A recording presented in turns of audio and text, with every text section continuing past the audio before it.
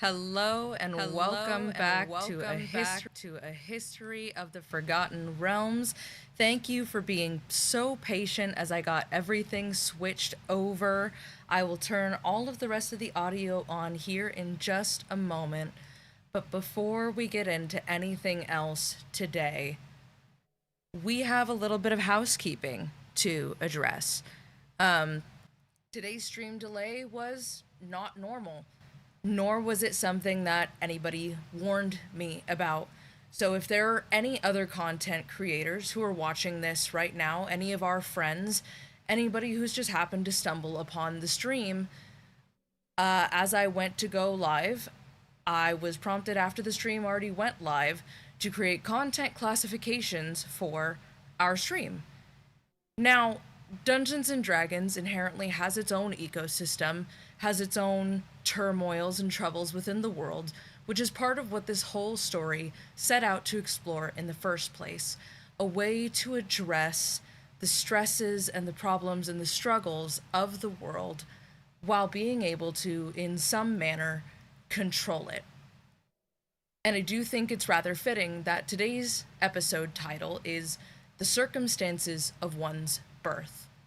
Because the full quote is that the circumstances of one's birth are irrelevant, alluding to the fact that it is what you do with your free will in this world that truly matters. So, as I welcome you to today's episode, I would like to remind everyone who is in this room, and everyone who may be joining us for the first time, as well as everyone who's returning, our show will explore the hard things. We will talk about the hard things. We will address every elephant in every room. And if you are not mentally or emotionally in a space that you can handle that, that is okay. You don't have to be here with us tonight. You can take that in another time. But if our content is suffocated because the world needs to put us into teeny tiny little boxes to keep creators from speaking about what matters and to keep us from advocating for our players, for our worlds, for the world that we live in, know that it is not a choice that any of us have made. That being said, I would like to welcome the players that I care so much about and the characters that I care so much about. Hello, everyone. Hi. So Wait, you can hear me right? That they can all hear you now. Yes, they can all see you now Okay. as well. Oh, yay. Yay, Oh. jazz hands. I'm a ghost.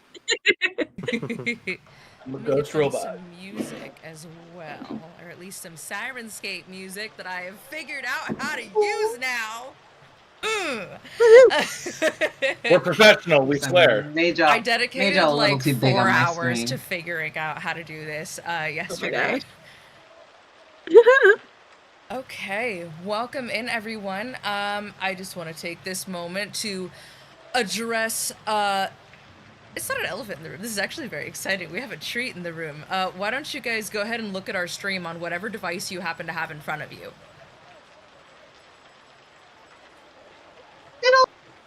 You're talking to us, right? Yes. Oh my goodness. So that cute that's little glowing cute. bottle, both for my cast as well as except for the everyone TikTok in stream. the TikTok stream audience. is a little.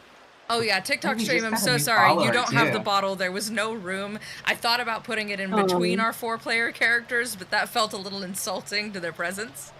Over on the other 2 platforms, we have a floating magical little bottle that is slowly filling with red potion that represents our follower goal. Now, I am hoping, as we are now entering the beginning of spring, that by the beginning of summer, I mean, I would like to have it in the next few weeks. Thank you for the follow, Tylo Red. I am hoping that we can keep doing more like that, and that by the beginning of summer, we can hit 100 followers, and we can actually get this boat rolling, sailing, floating. One of those. Can I get a toot toot? Toot toot. Yeah. Also, that was really cool that, like, we got a follower and then it just popped up in the little bottle. Thank you, Oh my Blake god. Blacko. thing, guys. Yay! Love it. Wow, thank you. Oh, these are some of my friends. Hi, guys. Thank you for coming. Hey. Thank you. When I last Love it. left you guys, we didn't have Megan. Emre had no idea what was going on. I forgot to put her somewhere, so we're just going to assume that she was kind of just sitting in a corner, horrified at all of your life decisions. You just watched the lead editor for Baldur's Mouth get freaking ganked. We're still within the first few minutes after. No, I know. I wanted to say, I'm getting better. I wanted to drop one so bad. We were playing worst cop, evil cop, Bad cop, Justice worst cop. cop. No. Okay, first of all, So you were is playing Is it really playing if I never chose to play bad cop, worst cop, whatever. You decided it. I did. It's true. It was a little bit evil on my part. But it was evil of you guys to make me do 3 voices all at once. I miss J. Jonah Jameson. You signed up for this chaos. Listen, I wasn't here for Jonah that, Jameson. so it's not my fault. The Spider-Man. So I Yes, will go say, here. as I introduce the scene, because we do have new people, it is a rainy day in Baldur's Gate, like every other day in Baldur's Gate. The fog is thick, occasionally streams of sunlight burst through the clouds to provide a little bit of levity, but for the most part, Baldur's Gate has always been, is, and likely always will be, a cozy, rainy, massive little town by the sea. Once the town of Grey Harbor, our heroes now find themselves in Baldur's Gate, long and well established, trying to root out corruption within the city. The fight between the outer city and the lower city together against the upper city, its patriarchs, and the Parliament of Peers has come to a fever pitch. So much of a fever pitch, in fact, that as they stand within the editor's office of the Baldur's Mouth, they have just become witness to the second murder within Baldur's Gate within about a week. So, as you stand in front of your editor, who's very, very sure of what she's just done, and she has been longing to do this forever, she looks to you and says, "You know, you guys ought to get out of here, but I'll take care of that file. I have everything I need. Do what you need to do.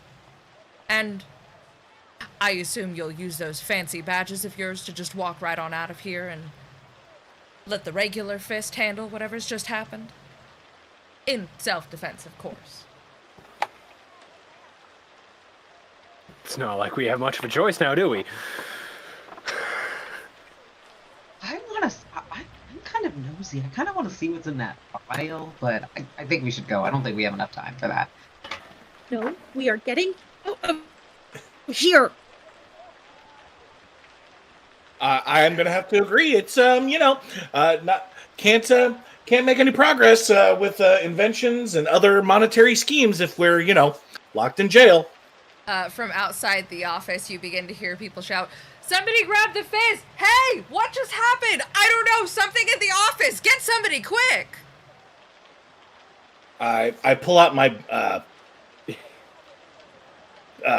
fist pin and One of I'm gonna many check things. everyone I was gonna say, I'm gonna check to make sure everyone's wearing the flaming fist badge and not a watch badge, so that we Yeah. I double check. Oh yes. Cool. All right. As you look around, everyone seems to have the correct badge, though you do notice that Doc has both the real and the forged flaming fist badge on, just because he wanted to make sure that he had both of them and get it sorted so that he wasn't walking around with just a fake one, obviously. I'm gonna take the fake one off.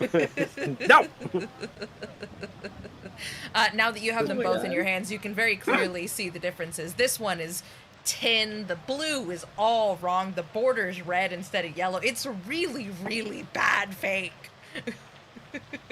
At distance, I'm sure it'll work, but I put the real one on and put the other one back in my satchel. Awesome.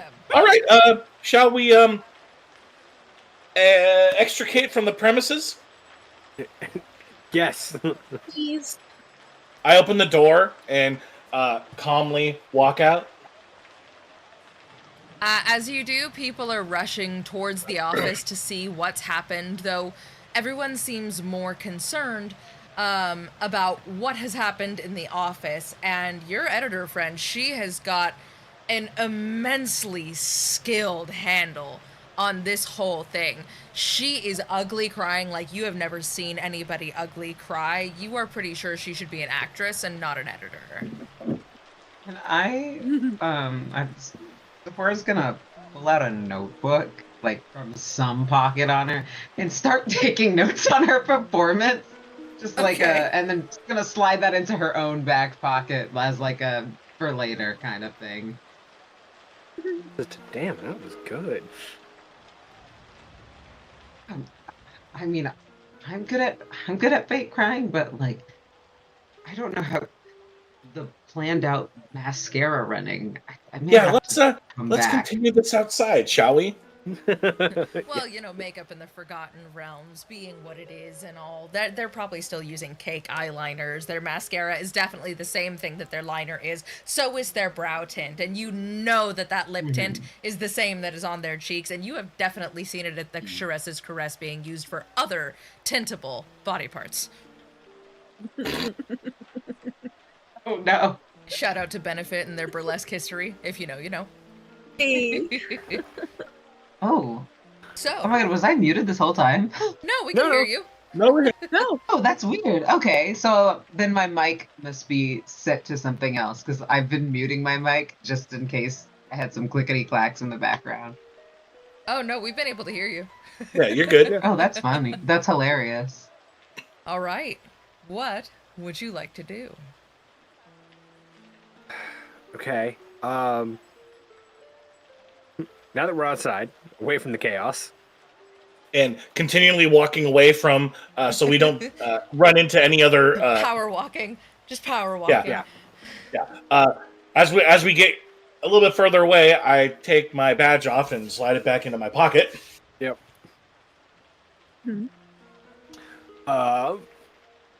So Ravenguard did want us to meet with him at some point with everything he's dealing with. Patriarch, the Parliament appears right now. Yes. So he said we should probably meet him there after we're done here. So probably a good idea. Yeah. And also, you know, alibi-ish. You know, just in case. Ish. Yeah, we'll just say we were there with him the whole time. He'll definitely lie for us. Sure. I'm still stuck on what just happened. How do I know we can trust her? She literally killed this dude in front of us. No, she's very trustworthy. I mean, I'd trust her. I mean, I wanted to kill that guy too. I was just trying to, you know, not. Yeah, how do we know she won't try and kill somebody else now? She killed one person to get a higher position, isn't it? You know what? Everybody gets one. Judging who she killed, I'm gonna hope that the next person she kills is also someone who's got it coming. There shouldn't be this person. You're gonna make me spit coke all over my camera. I know. I feel like that man probably did things that rhyme with grape. I mean, yes, she didn't even imply it. She directly said it. She did say it. No, she did. I mean, I wasn't here, so I don't know. if there was a window that we could throw him out of. Ooh, I love defenestration. It's a solid. It's a throwing solid people way. out windows. Well, we have a theme. Gotta stay on brand and all, I guess. Yeah, you know. We're not bad people. We're not bad people. We're not bad people. Oh no, we're not bad people. From the back of your mind, Imre, you hear, "You are not a bad person. We are not a bad person."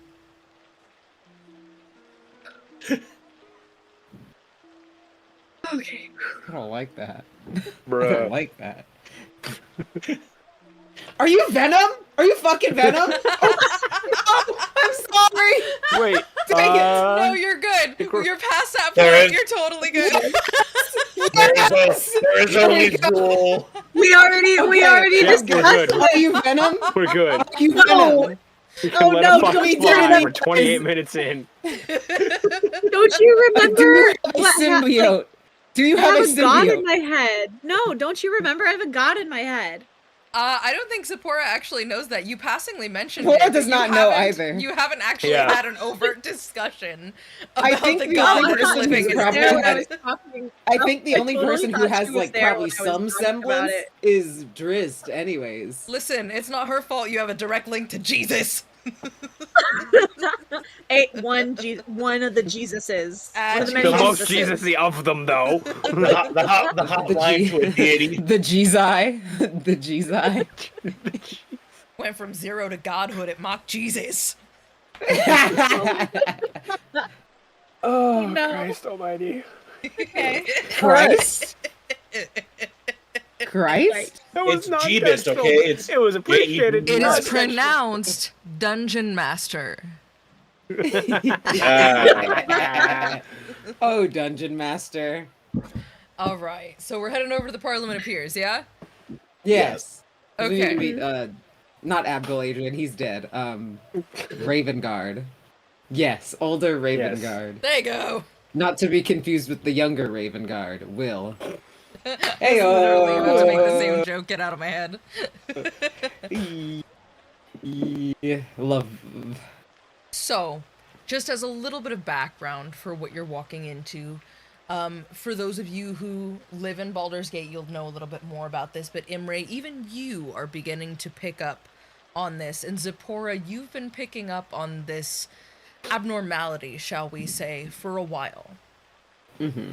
The criminal justice system in Baldur's Gate generally calls on independently appointed, like, judges, dukes, or, in very big emergencies, their patriarch proxies. So to have a kangaroo court type of a situation happening in the city is not only... It's not just concerning, it's horrifying. This is unprecedented. It has never happened before, let alone at the hands of a patriarch so new and so high on himself. This is a bad situation, and even those of you who are not native to the area are very aware that this is bad.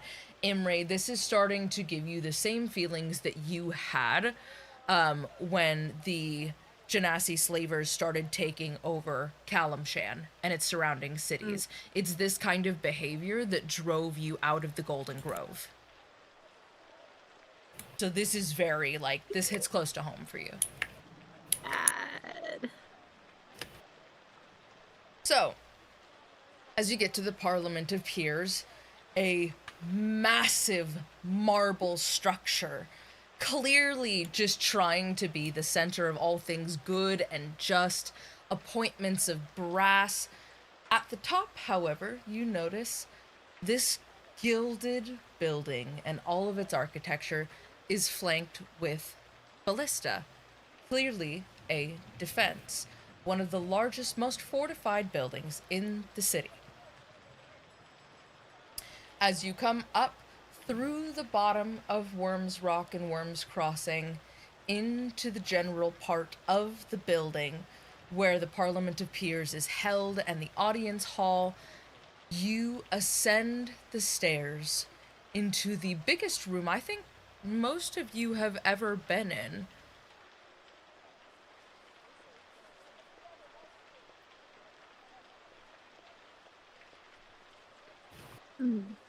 Ooh's ahs. To your left and to your right, there are people. Though, it strikes you, not very much is happening around you. Until you start to look around. Could you all roll perception for me? Oh god! Oh, got jump scared by an ant. Ah! I can't escape. Not the ants. I can't escape. Not the Where's ants. my raid? That's a 15 for him, right? 15, perfect. 18. 18 and 19, okay. Sorry, I'm being tortured by an ant over here. Alright, I'll roll.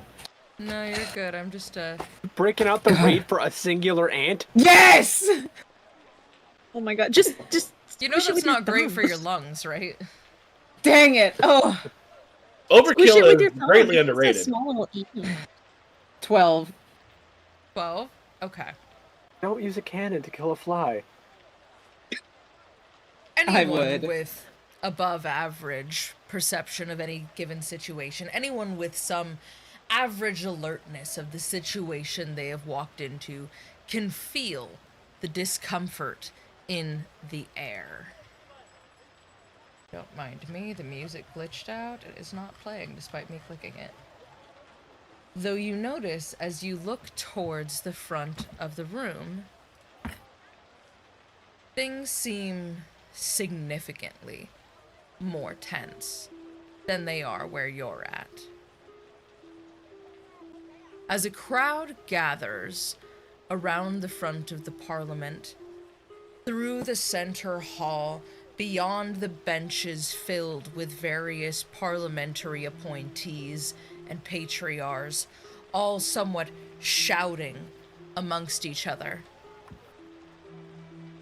3 men stand at the front of the hall.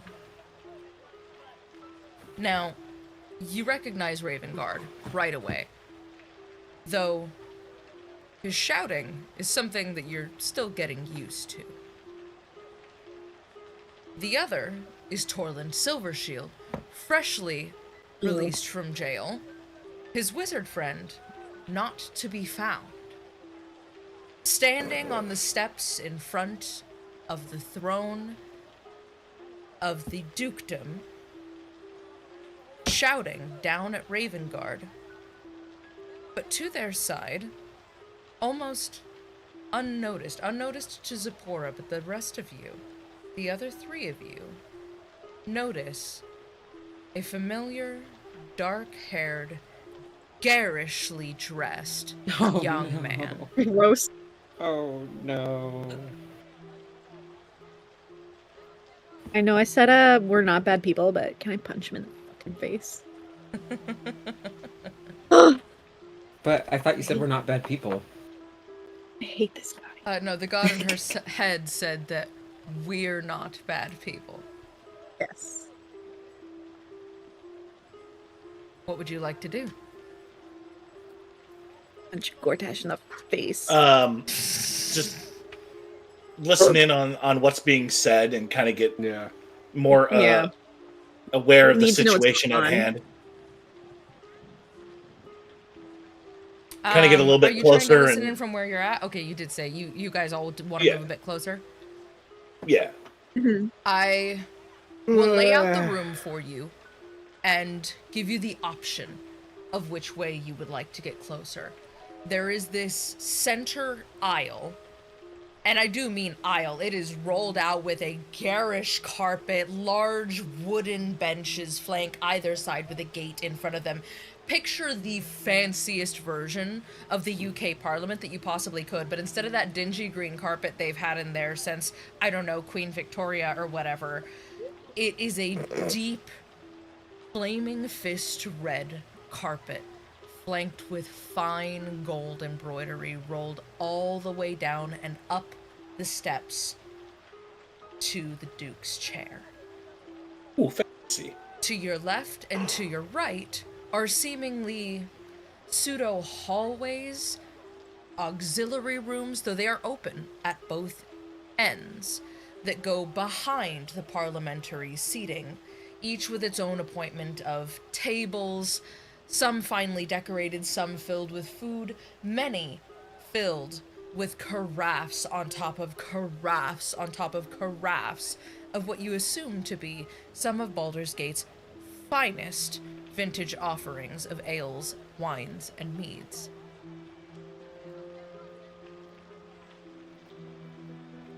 kind of go around, kind of bootleg around a little bit. To the left or to the right?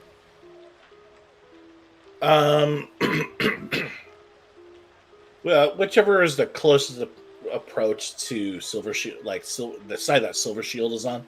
Okay, so that would be the right. Do you all go this way? Yeah, probably best to stick together. Yeah. Okay. Splitting the party is always a good idea. I think we should split the party. The DM just had a fucking aneurysm.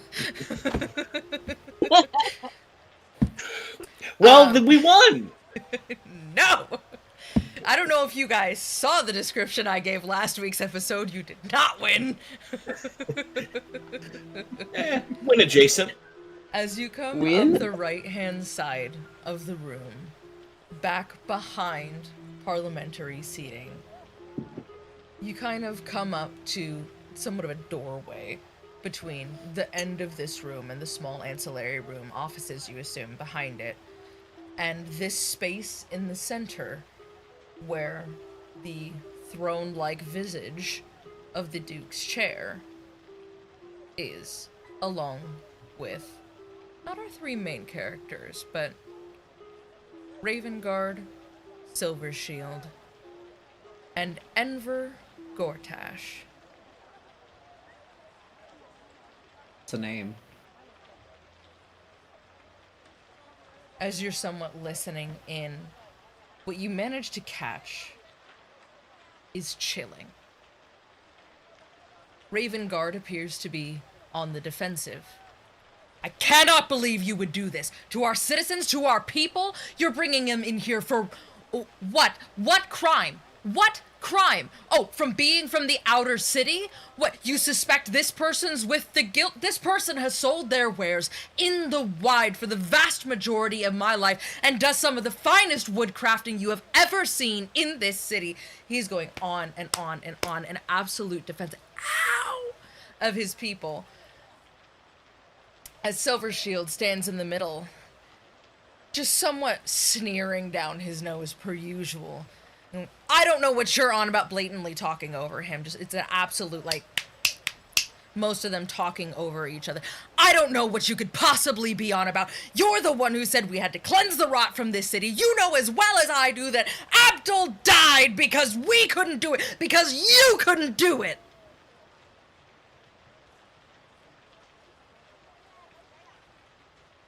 Ooh. It is at this point that the gentleman with the dark hair and the garish cloak steps in. Gentlemen, I think that maybe this is the time for calmer heads, someone with a more agreeable palate, wouldn't you say? These two men are still just seething. They have locked eyes and they have not looked away from each other. As Gortash steps between them, he attempts to look at them both and goes, you know, frankly, Alder, I regard you with the highest admiration as the head of the Flaming Fist. But Duke Silvershield has the advantage. He is, in fact, part of the Parliament of Peers, and while I understand that they have courteously given you a seat, my friend, I do not know that you actually have the grounds to come in here and say what is just. And as he says this, Ravengard reaches past him, grabs Silvershield by his fancy, dirt-ridden little collars, and throws him.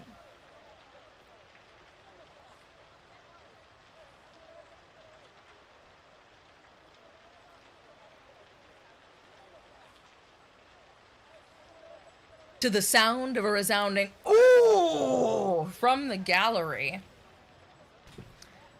the citizens of Baldur's Gate begin to follow suit. In uproarious praise of older Ravengard, the citizens begin to shout, We don't know what you're doing here. Why am I here? You have my child. My child couldn't possibly be a member of the guild. One shout over another, over another, over another. This is getting out of hand. Ulder could use a friend. Ulder could use a fist. What would you all like to do?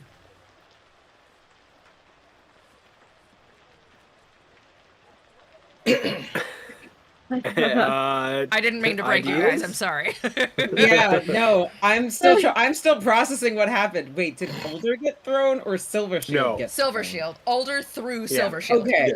Like, give him a good toss. Arm over shoulder with his lapels, yeeted him off of the steps and down into the Parliament of Peers. Wow. Yeah, threw him off the yeet end. Gortash is currently Gortash is currently standing in the middle of this, just like, terrible, despicable, out of line, just like absolutely clutching his pearls. Dang. Yeah, no, so like Silver Shield struck a serious nerve with him with what he said. So, okay. We need to back we should Yeah. probably like get him calm so he doesn't regret something. Exactly, and talk him down. So, Yeah. himself thrown in jail. Yeah. I'll. In this case, I believe it would actually be him getting court-martialed, which is significantly worse. Yeah, because that, death penalty and all. Okay. I mean, I'll take point on it, but anyone who wants to speak as I'm talking to him, please do not hesitate. Yeah. So, okay, I'm gonna rush up to Raven Guard. Yeah, I'll flank him on the not in a attacking manner. No. Yeah, just we're both running down at the same time. As you are rushing up to him. Sorry, go ahead. I was gonna say, you know what? Because of what you said before when we first stepped in, Imre is going to be watching that slime ball, Gortash, because it does give her an icky feeling, and she doesn't want this to escalate and become a situation just like what happened in the Golden Grove. She's gonna watch him and see what he does while they're all talking to Ravengard. Roll a perception for me with advantage. Ooh. Oh shit! I almost went on the floor. That jump scared me. Okay, so 10, 19, so 20, 21, 22, 23, 24, so 25. Ooh.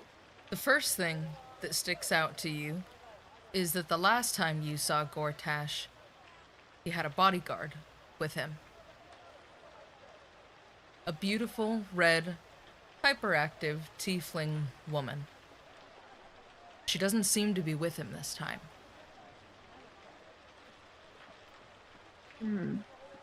He is left completely open to attack.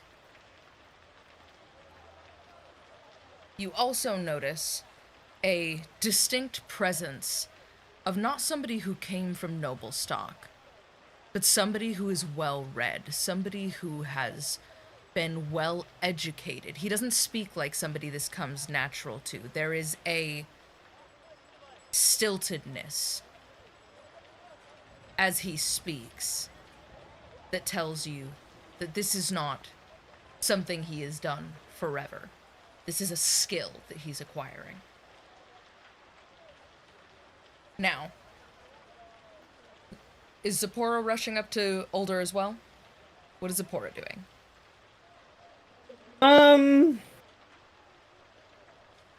Ooh, there's...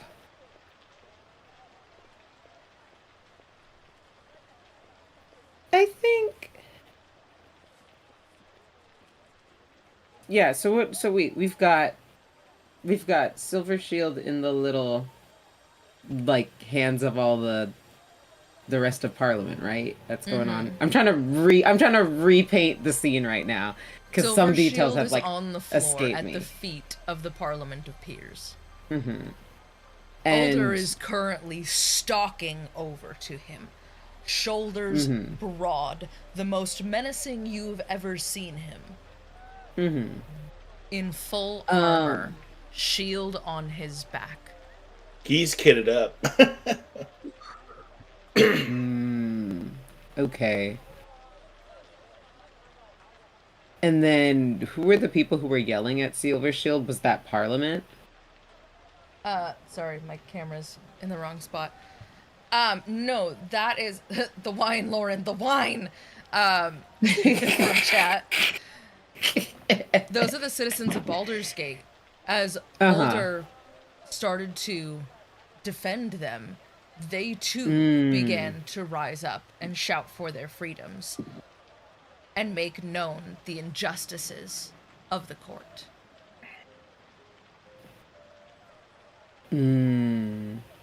Okay. Because I didn't realize they were present. I figured they were present. I just didn't know this is a court where. After all.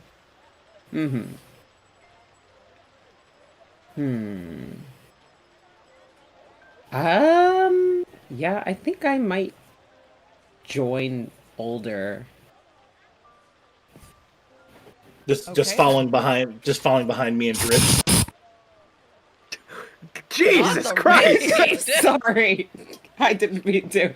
I didn't think it was that the into bike. a sound bite. That's a stream alert now. I've been raided. Oh my I god, felt it's that. our raid noise! Just get a picture of me with my raid. There is a caterpillar in your eye! Have you seen that with Emily? Emily from Corpse Bride? Oh, yes. He's a maggot! He's my friend! So as the three of you rush up to Ravengard, he is stalking over to Silver Shield. I'm trying to signal him. Put yourselves between him. Doc's flailing his arms. Drizzt puts themselves between him and Silver Shield. Yeah, Zipporah's I'm like gonna do grabbing my- an arm, like, whoa, buddy, whoa, you have a kid to think about, sir. Yes. And also, the people believe in you. Maybe we don't shield bash their face in. Yeah, I'm gonna do my Unia thing and tusks out, broaden up, my skin, turns that darker now, greenish gray, and just, sir! And he just... Dusk shield. And I'm gonna slip back to that kind of more neutral form of just... And I'm just patting him on, on his shoulder. Like, we need composure. You're going to do no one any good if you get arrested. I can't say I can't even explain how to... I need to calm down. I need to calm down. Yes. I need to calm down. Yes, you do. I pull out my flask. Begin to fully understand how you're feeling. But I think can you did empathize what- with where you are. And I know how mad you must be. But we have to be better than him. I want that man dead just as much as you. But we have to be better. As much as we hate it, we have to play their stupid fucking game. By the book and all. As the boys are talking, Zipporah, older, reaches his hand over to yours and kind of gives you a silent pat of thanks.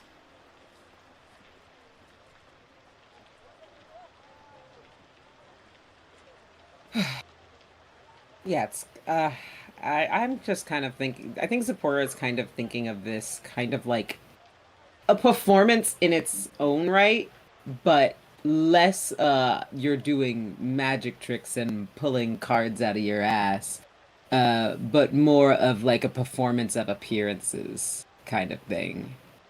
And so I think Zipporah is going to like nicely kind of just put Older back together in the sense of like fixing the cloak. I don't know if he's wearing a tie, fixing that, like brushing off a little dust straightening him off up. you. Literally straightening him up. As you do this, you notice him kind of piecing his composure back together when from behind the three of you...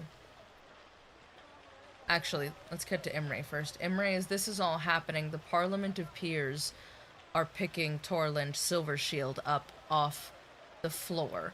A man who deserves no one to pick him up even from his grave is currently being literally elevated by the Parliament of Peers back to his standing position. You notice Older putting himself back together. And as you're taking this all in, also to the side of you, you hear, "Yes, well, I suppose it's time you regain your composure indeed, Older. Now, do you think we can have a serious conversation about trying these criminals and cleansing, as you would say, the rot?" And the way he sinks in to those plosives and those consonants is alarming. You are seeing the dominoes fall. Sorry, was that Silvershield? I don't think I caught. Gortash. Gortash, that was saying. Okay, sorry. I was like, for a sec, because you said Silvershield, and so I was like, wait. I'm confused. Okay. Great. Dangerous. Stranger danger. I don't like this. Okay. I'm trying to like think of like how to go about this. He begins to saunter down towards Older. Okay.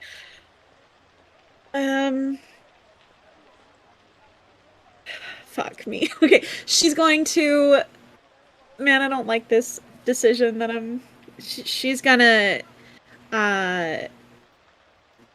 quickly follow... And pushes Zipporah out of the way, wrapping his arm around Older's shoulder and looking at him too familiarly. Nope. Can I? Nope. Can Not about that. Can I cast Puppet on Gortash? Do not do that. What do you I'm going to allow Imre to take her action before anyone else makes a decision, because she did start an action. Okay, yeah. I just didn't like being shoved to the side like that. Rude. You can shove him back as a reaction, but that's about all you've got. Okay. No, I'm not gonna shove back. Right. Okay. So, Imre is, like I said, she's following after him, and she is going to, kind of like skirt around, kind of like be, if Gortash and Ravengard, like if Gortash has his arm around Ravengard, she's kind of like skirt around to the other side of Ravengard and kind of get close to him.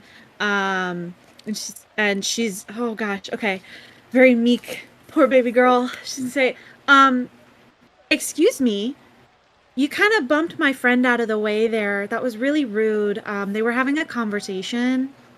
And he also whips his head towards you. Oh, I'm sorry. Did I disrespect your friend? Is your friend more important than a tribunal of Baldur's Gate? Actually, well, trying to, stop this craziness that is happening, yes, because these people are innocent, and he knows that, and Ravengard is just trying to do the good thing here, so I don't see why, this is a bad thing. Ooh. And she's starting to get really nervous, looking at him and trying to figure out how to get out of this. And he looks at you. Try to get him away from... He clocks your nervousness as you clock his. Both of you are looking into the eyes of someone very familiar, someone who also has no idea what they're doing in this situation. And he looks at you, arms still around Alder, and goes, "Well, my dear, if Alder wants to do the right thing, then I suggest we speak to his parliament of peers. Alder, by doing the right thing, needs to do right by the city and by the parliament, wouldn't you say?" As he somewhat turns to the parliament, still not letting Alder go. Per se. He is holding Alder emotionally and socially hostage. But no, that's fine. If you would like him to do the right thing in the wrong way, by all means. Why would I know any better? Emery's going to look at Ravengard very intensely. As intensely as she can without breaking eye contact, which is not for very long because her nervousness. "You know these people are not dangerous, Elder Ravengard. They haven't hurt anyone here. They're just trying to live. They're trying to survive. You know what that's like. I know you do. What they're going to do is wrong. You have to protect them." Imre, you are so right. And I am so proud of you for speaking up in favor of doing the right thing. Enver, and he removes himself from his arm to turn directly towards him, and is now socially holding him hostage, one arm behind Enver Gortash, and the other gesturing as he speaks. I come up to Ravengard and Ravengard, I do believe procedurally, due to the law in these courts, that the bereaved individuals who have been accused, that they have to have evidence shown of a crime being committed and actually, be looked at by the court itself and not just hearsay. Is that not correct? Yes, son, that is correct, as I was so graciously about to mention to young Enver here, as he pats him on the back. Enver, I remember a time when you sat in front of this tribunal, a young man who came from nothing, stealing to eat, and this court was merciful to you because what do? Enver, we protect our citizens. I have protected you and I have protected your parents since you were knee-high, well before I earned this armor. And I expect better of you if you wish to earn the respect of this parliament. I would hope better of you and hope that you would know what side of this conversation is the productive one and the just one.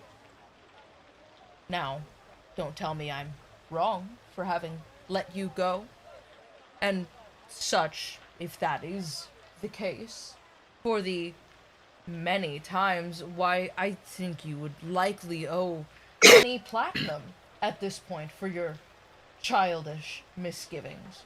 Would you not? Should we put you in front of the Parliament of Peers? Should we put you in front of Silver Shield? Silver Shield, what do you say? Should we put this young man in front of the tribunal as well? Since, it's all hearsay, and I am saying that I have had to bail this young man out of many situations so that he could provide for his family.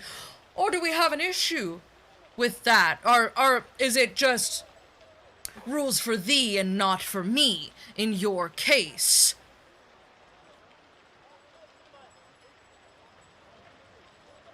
Torlin's gobsmacked, and the Parliament is beginning to distance themselves physically, creating a small open area, singling out Silver Shield from their ranks.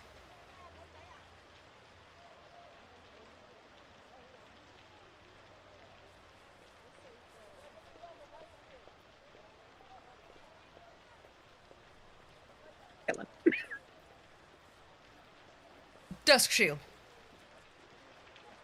Yes, sir. Would you do me somewhat of a personal favor?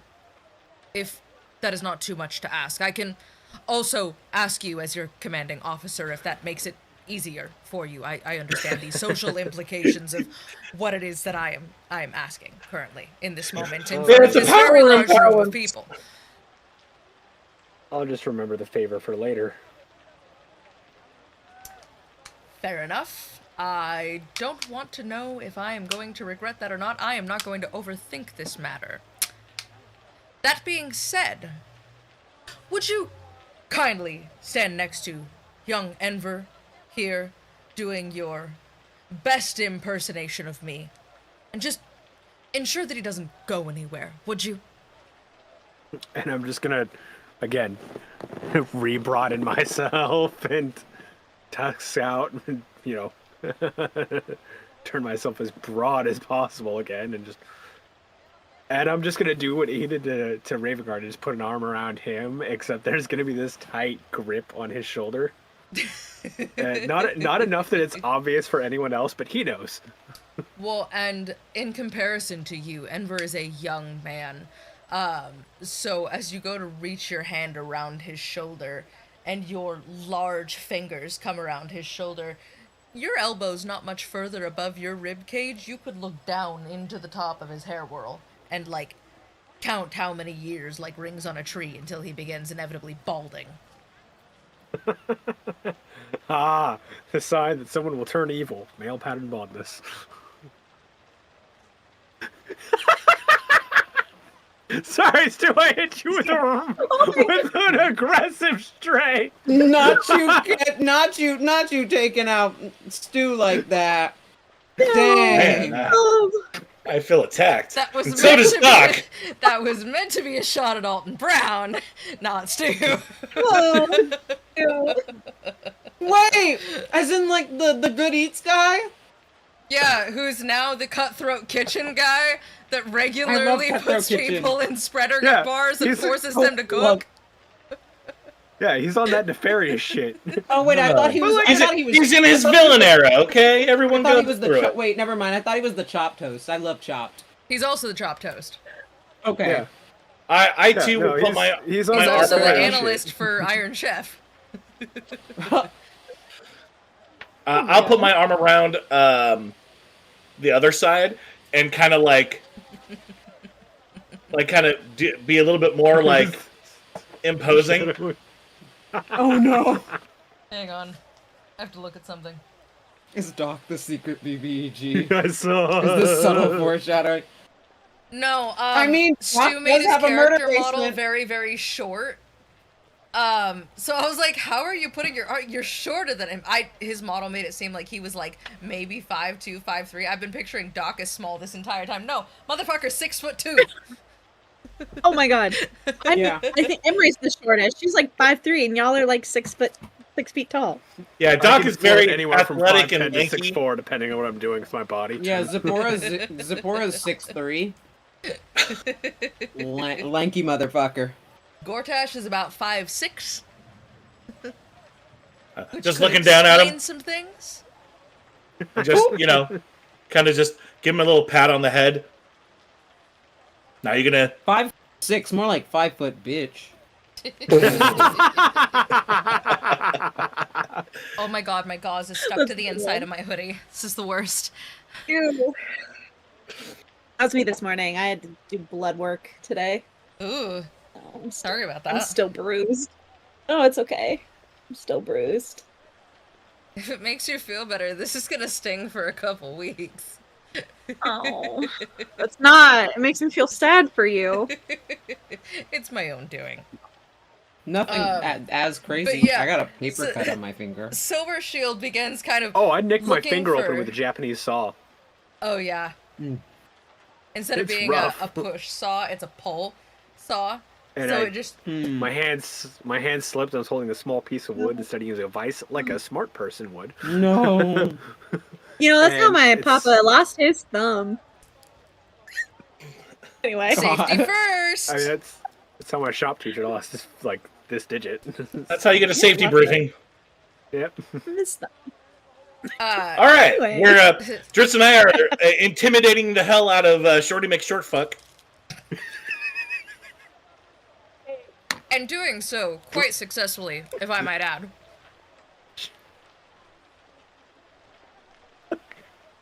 As you're intimidating this Napoleonic man, if you will.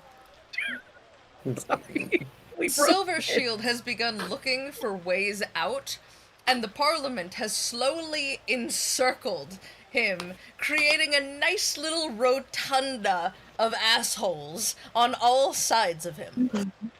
I don't like the pictures of a rotunda of assholes. Excuse me, pardon me. I'm just gonna go there. Okay, I'm not gonna go there either. I'm just not going that way. Nope. They're just kind of hungry hippoing him. Oh my god, I love hungry hippos. Oh. Let's turn this hungry hippos into elephant. Et tu, Brute? As he does, an older gentleman steps forward from the Parliament. Silver Shield? Now, I understand what it is you think you're doing, but this Parliament is not in the business of going out of business, and frankly, son, this is bad business.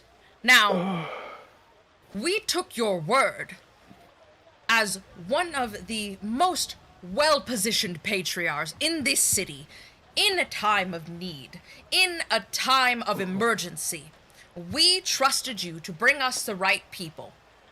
Now, would you care to explain to me? Actually, don't bother explaining.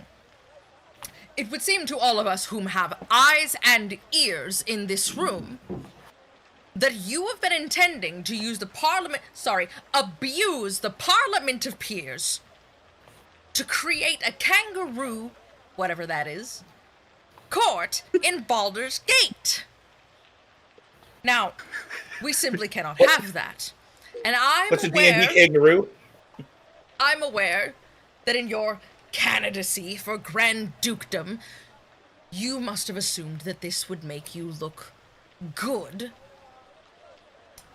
It doesn't, by the way, if I haven't been clear. This looks very bad, son. This looks very, very bad. I'm aware that you intended to make a show of force. You have done it against the wrong people, and frankly, you ought to be on trial yourself. Shape up, or you will be. I will not hesitate to have that man put you back in jail.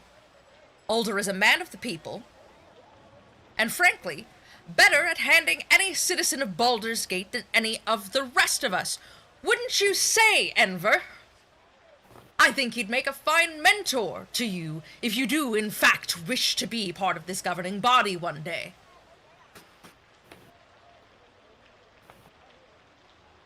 Now that I've said my piece, and he takes a swing at Silver Shield and connects. I would make a resounding smack, but it's very padded right now. But you Who is this wonderful, beautiful man? Is this Heimerdinger? Picture like human Heimerdinger, but like taller, like old stereotypical D&D guy. Like if he had a longer beard, you would assume he was a wizard. He looks kind of like Hammerlock from Borderlands, but better close. I was thinking when you said that, I was thinking the Spirit Halloween Dungeon Master costume. I literally pictured Gandalf, so I don't know what you're going. No, that's Elminster. Big mustache, swirled up at the end. Very Gandalf-y. Very tiny gold spectacles, a far receding hairline. You almost wonder if he's polished in between it, and the hair somewhat comes up to points at either side. He's still styling it. Oh my god, it's Count Olaf. But not evil. Orlok. Oh wait, you mean Olaf from the book? Yeah. Never mind. Olaf. Okay. Olaf. I thought you meant Nosferatu. I've been getting too many of those memes. Hot, let's go, swoon. Nosferatu. Now there's a movie for monster fuckers. Literally and figuratively. But yeah, I'm Silver doing a Shield is just like, terrible job, Silver Shield. and he's holding his face, but you can see the redness creeping out from behind his fingers as his face just flushes from the point of impact. And Raven Guard goes, so, booking toddles for rounds, are we? Not the best call.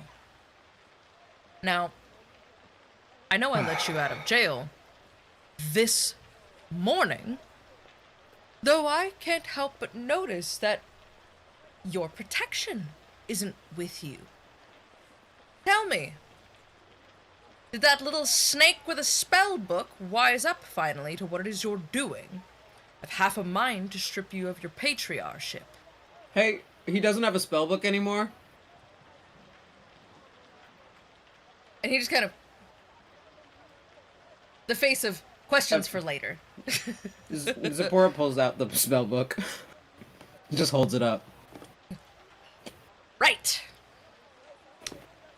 That little snake with the scarification seems to have wised up to what it is you're doing, as have the rest of Baldur's Gate. Not a smart move. Now, what happens to you is not up to me. What is up to me, however, is that these Fist, and he gestures off behind you to a detachment of Fist who have quietly made their way up from the back of the room and are just standing there, cross-armed and stacked, waiting. They're going to take you back downstairs. I'm just gonna put you back in the cell you were in before. You don't mind that I haven't changed anything out, right? Yeah, you don't mind. They're going to take you back downstairs. And, you know, why don't you turn around for me? If you're planning to put me in cuffs and you think that... And he turns around and his eyes grow wide as he realizes these people will decide your fate. Enjoy that. Oh.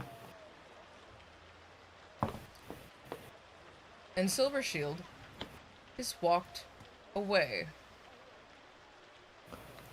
Walk of shame. Walk of shame. He's got to go all the way out of this hallway, down like 3 flights of really gauche stairs. Like, he has to go down even more. So they have to take him outside just to take him downstairs again, just to get him into the rock. Oh, trust me, I wish we could kill this guy. Where's Gortash standing? Is he still like kind of still in between Twist and Doc? Yeah. Cool. We're just like Imre's going to. She's like crossing her arms over her chest, and she's going to narrow her eyes at him and say, "Nasty little buggers always get their comeuppance." And he narrows his eyes at you and just kind of. I boop him on the nose. He just. That's no way to talk to a lady now, is it? Be nice. Nice I can do. Just don't expect me to be kind when the time comes. I look forward to that.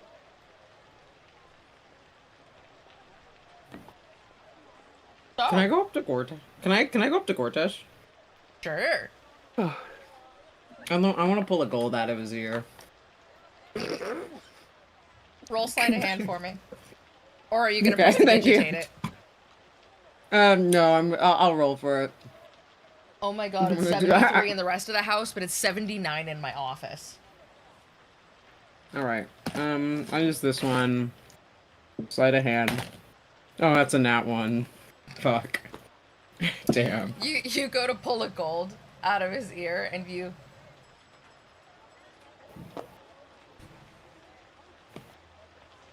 I know it's in there somewhere, seriously.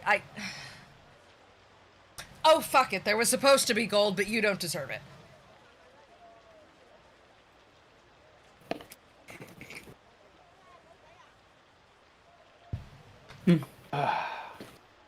And he's just kind of... Ravengard's still near us, right? Yeah. Yes, Ravengard is still standing, milling about. Okay. Stu, what were you going to say? I was going to speak up to Ravengard. I imagine these accused people will be let go immediately, sir? I do have to, because they were brought in, go through the due process of actually making sure that there were not accidentally actual criminals among this bunch that could make everyone very embarrassed. But yes, I should have, hopefully all of them home before the day is through. You have my word. Excellent. Excellent. Good.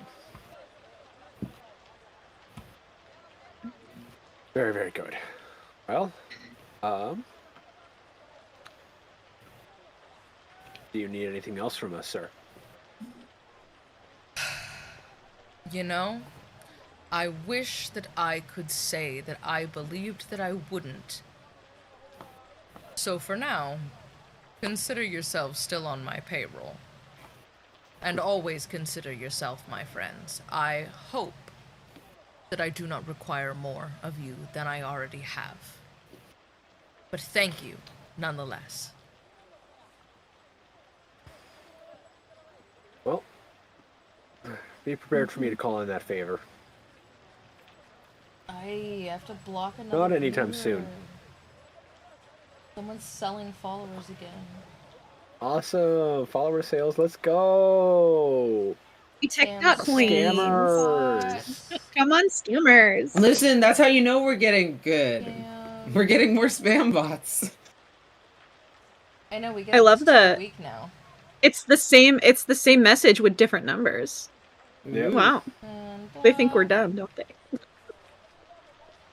There we go. Like, you're so hot and sexy. You want to buy some viewers? Should have buy some viewers.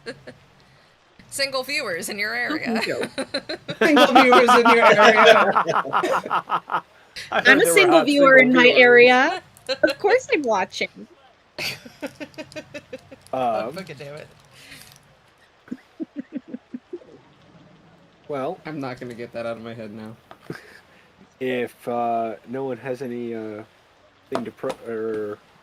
any other plans, there is some business that I needed to attend to in the outer city. It was a gift I was supposed to get for somebody. Oh, wait, we should tell Older about the press thing. Wasn't that the original reason we left? We'll talk about that one later. Yeah. Talk about with him. And I just, like, I'm having the thought of, like, if Zipporah was in, like, close enough, I would kick her in the shin right now. Just very loudly. Should we tell him about the... No! How about no? Oh, it wasn't about supposed to be we- that loud. It was more just, like, to us. Just- How about we just pretend like, we weren't there? All right, we'll be on our way then. Can we stop by my shop real quick? I need to see if I can find that little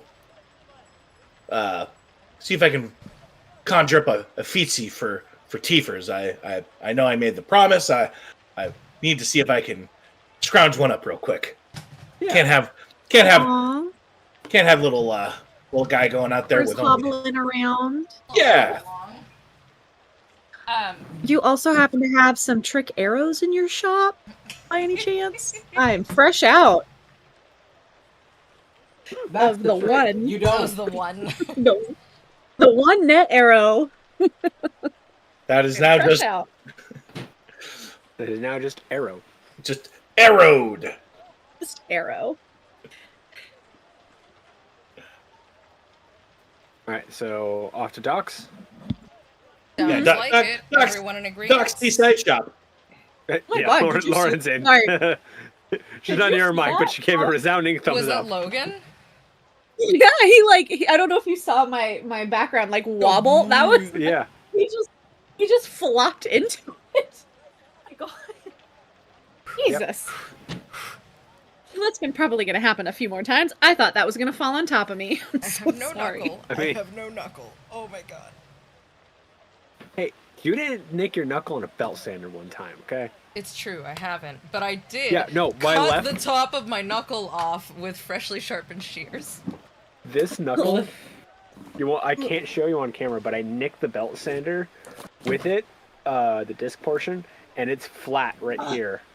Oh. And like, yeah, it was No. rough.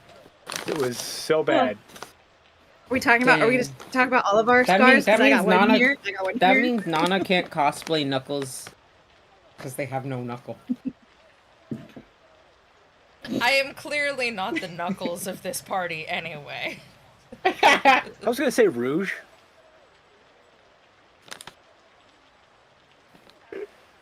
It's the bat.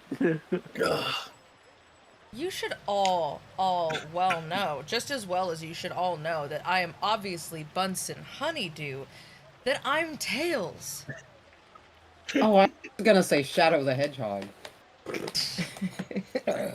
I'm not that much of an edgelord, okay?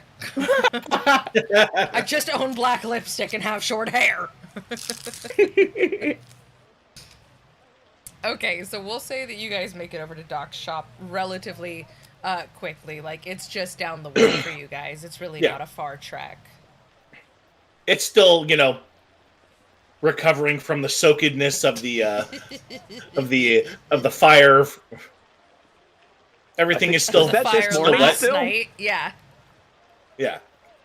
Yeah, that was this morning, wasn't it? How was Yeah. Yes. Early, Oh. yeah, like early in the Yeah. morning. Everything is still, soaked, and I imagine, as Okay, we I walk have my around. favorite sound effect back.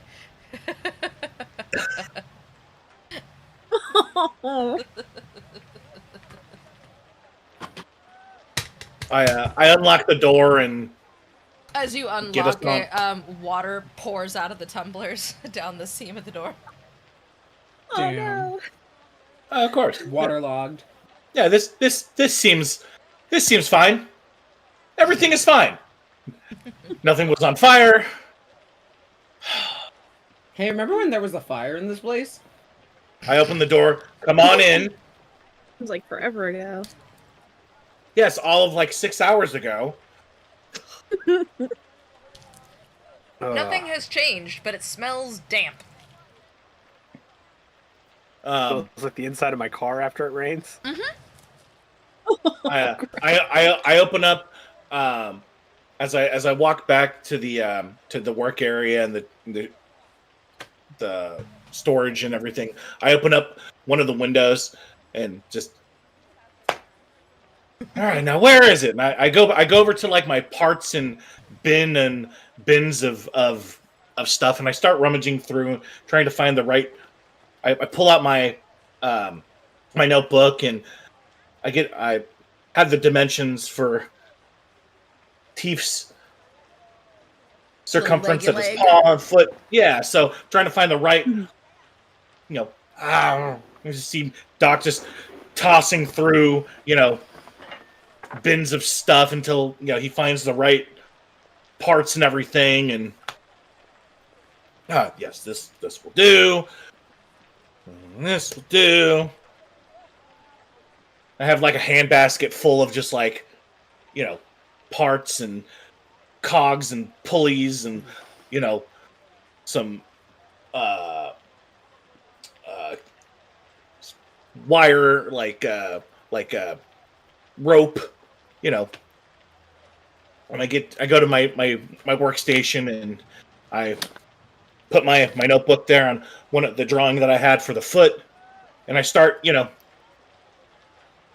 pull out my little tools and start going to town. This will be a minute. Make yourself at home.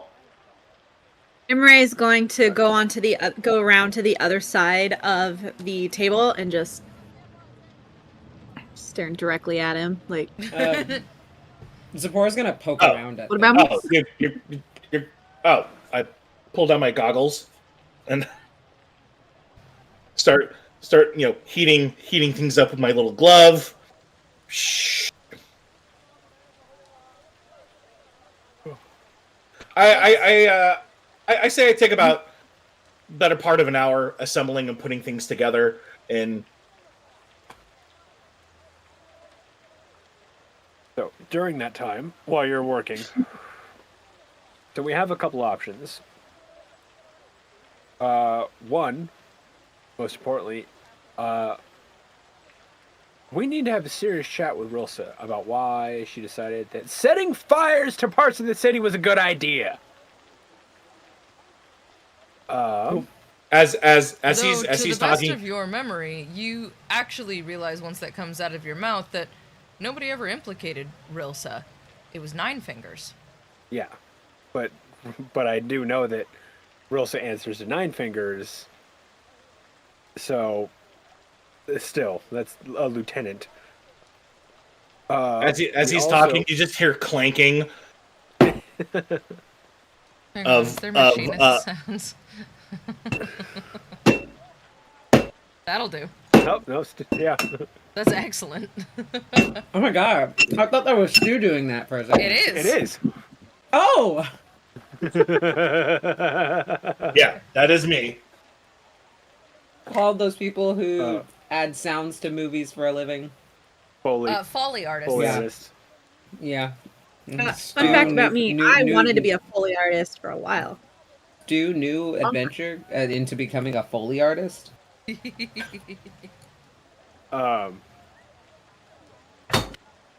We also need to stop by the temple of Ilmater to figure out what the fuck just happened to us yesterday. As I'm pointing between Imre and myself, they're just like, oh Yeah, what the fuck was up with that? what the fuck was up with that? Yeah. I don't know. You're a god in my head.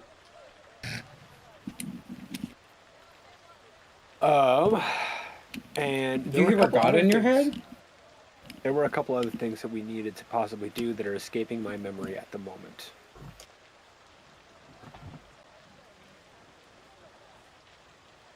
Does anyone remember Honestly, them? I don't remember either. Well, you guys went and checked out the newspaper. Oh, sorry, my light turned off. Oops. Give me a second here. And my suspicious music restarted. Finally. I know, I got scared for a moment. I was like, uh-oh. Let me...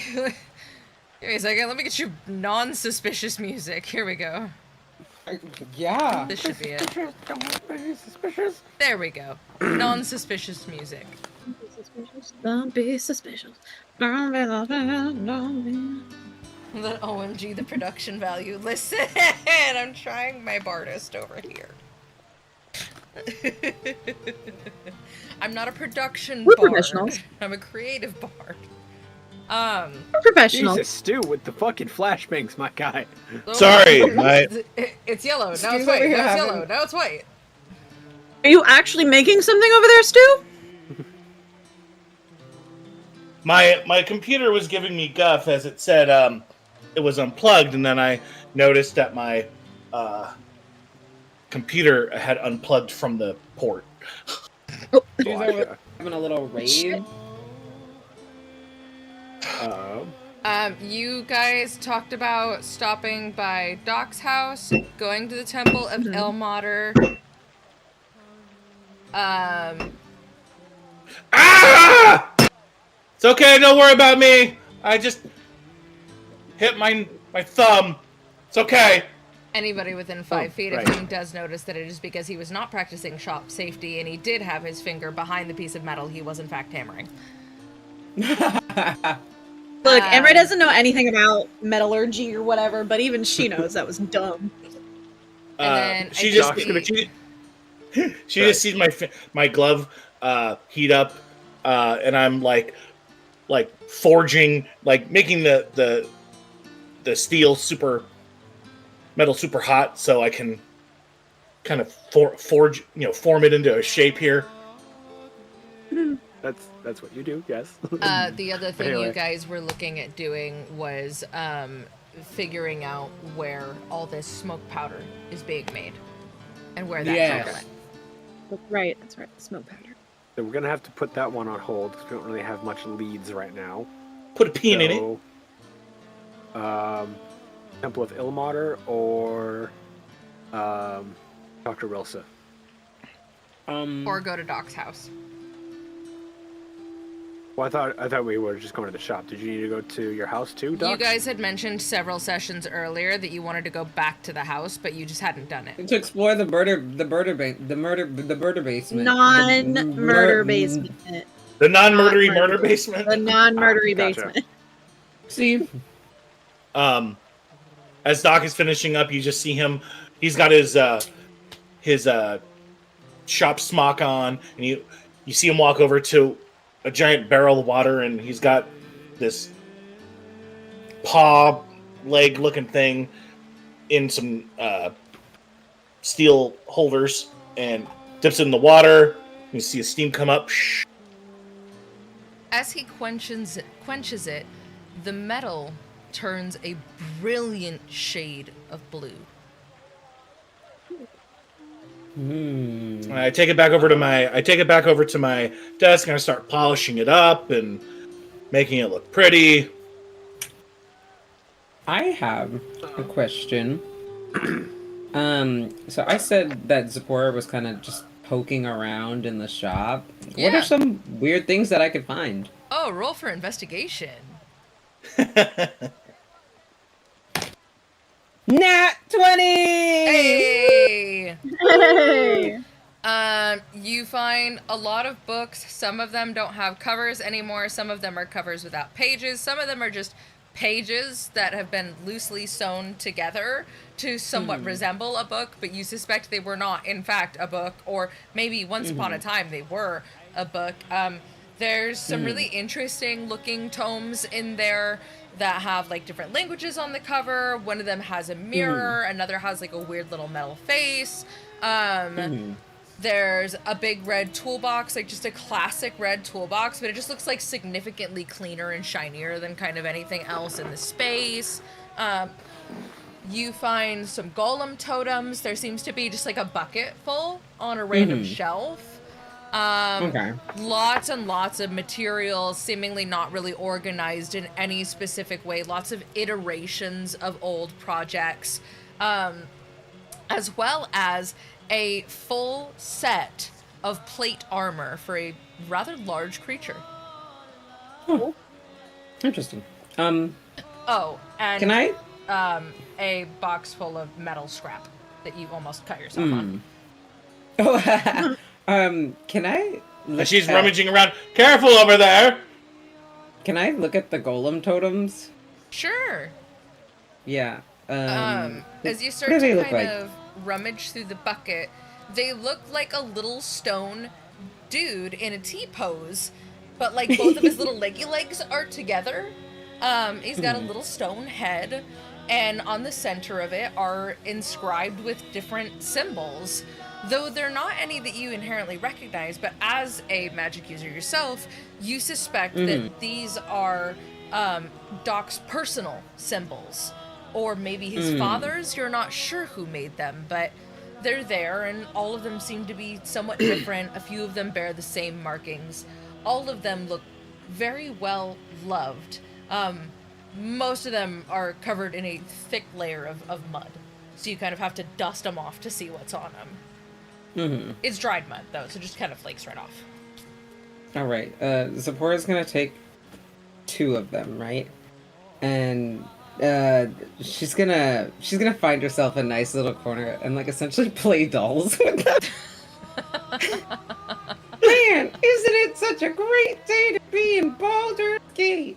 Yeah, I love it here. There's so many walls. Doc, out of the corner of your ear, all you manage to hear over the clang, clang, clang is...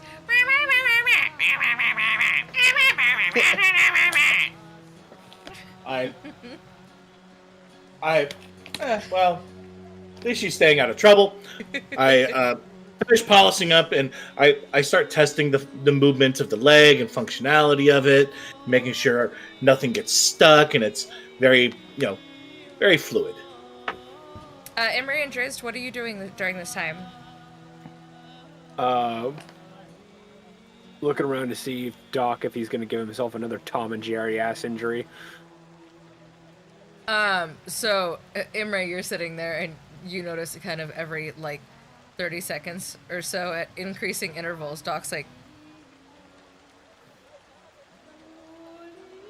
just kind of like checking to see if you're still there, a little bit confused. And Drizzt, you're like, as he's working, just kind of being a busybody. But, you know, this kitchen's definitely big enough for multiple cooks. So, like, you're not totally in his way, but you're not...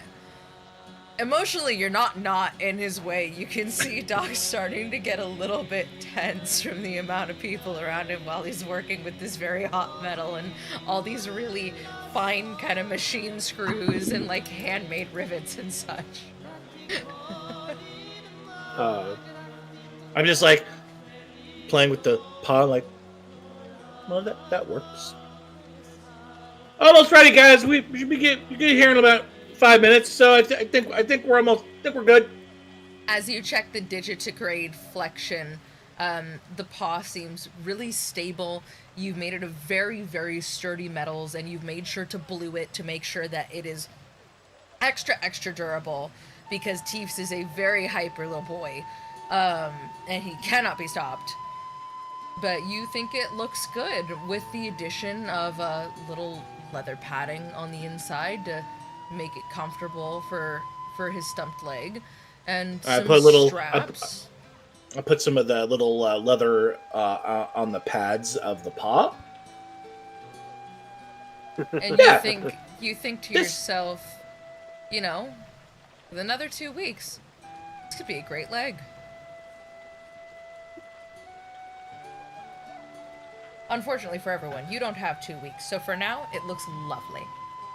And you're sure it will last him for quite a while. The Maker's Curse. Yeah. I'm sure Teets will appreciate it very much. All right. Well, since, you know, here. And I hand the leg over, and... Oh. Okay. Stu, roll an insight check for me.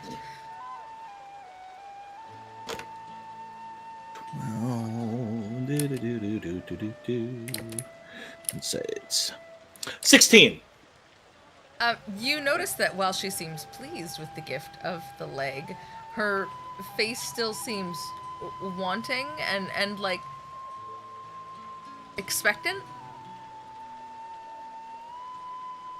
Oh yeah. See what you do with the strap here is you just wrap it around the little guy's leg, and then just adjust it, and then you should be good to go. Good as new. Roll a d20 for me, Stu. Imre, why don't you roll against that? Okay.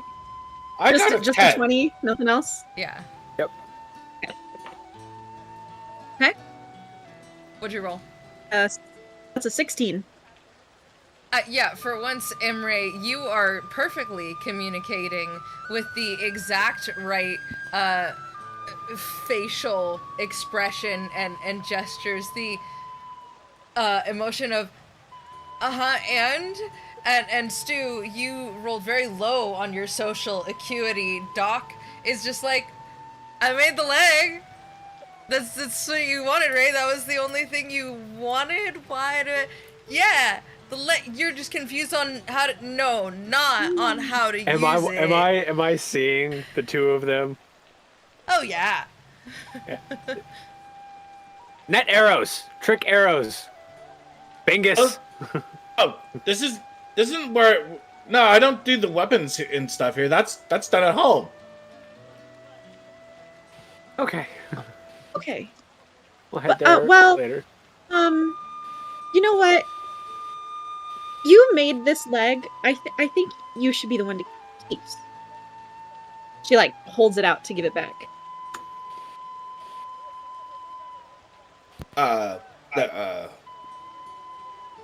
Okay. You happen to, as you're witnessing this, slightly horrified, as somebody who has had to, at great lengths, learn how to people in order to be a good businessman, and from a family of well-standing citizens, learn how to people.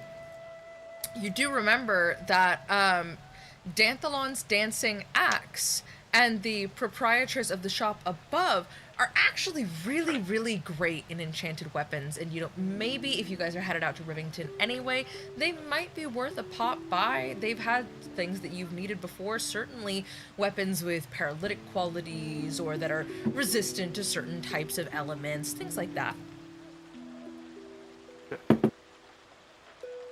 If we go to Imre, if we head to the Temple of Ilmater today, then we can stop by a shop. I know that we can pick some stuff up. We can at least see what they might have. They almost certainly will have something. So. Okay, I mean, that sounds fine. 2 birds, 1 stone. Now that said, are we heading to Rivington to go to the Temple of Ilmater, or are we going to Little Kalimshan to talk to Rilsa? Biggest question. Oh yeah, we should probably go to Kalimshan and talk to Rilsa, because, man, there's questions. I, as much as I hate to say it, I think our problem can wait. We should go talk to Rilsa. I love how it's our problem now, very keenly aware that now that someone else has witnessed this, it's not just your burden anymore. Well, thank God. You feel a little less crazy. You feel a little bit more seen. I'm helping.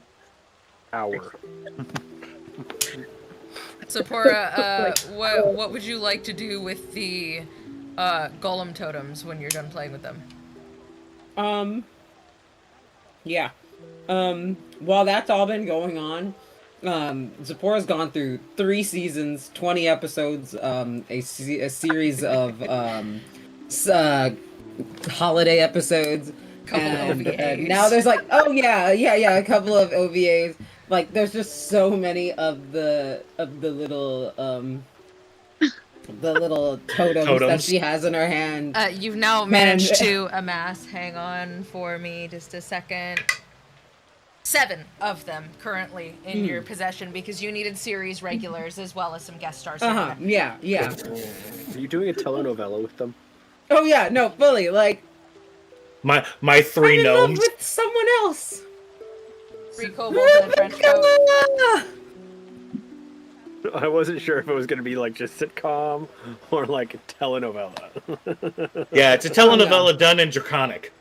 They're right from the astral scene. She does not speak Draconic, but it is an elemental. As I walk by her, and I just like, I look down at her, and she's like, oh, with the fucking totems. I'm like, there's a girl playing with totems on my floor. It's still wet. The town was on fire. And I have a dog paw. That's mechanical. Everything is fine. Everything is fine. He's a fox. Cat software, dog hardware, close enough. Yeah, they're both canines. Mm-hmm. I put my goggles back up. You've got a ring of metal dust all around where your goggles were. I just take some water and just great. Why don't you go ahead and roll Constitution for me? Roll for black lung. Did you just use the quenching pot? I got the black lung, pa. 18. Yeah, you've got some metal flecks in your eyes and your nose and your facial hair, but none of them seem to like burn too bad. You don't think they've embedded themselves, but because you used the quench to rinse your face off, since you never said there was a sink in here, you're kind of just shimmery. Oh, he's looking like me. Doc's got a case of sight dust. I pull out a handkerchief and just pat me off. You polishing your head? Homa, you stick your head in the Shino Ballo again? I knew he was gonna say it. I knew he was gonna say it. I'm sorry. I promise I won't make the next ball joke. I'm sorry. It just came to me. I love you, Stu. I love you, Stu. Poor Stu. But Anyway. There we go. Gang up on Stu Okay. night. Stu, can I get one thing out of my system? No. Thank you. It's just the Totally Spies line that's trending on TikTok. She's bold. She's bold and she's torturing people with hair.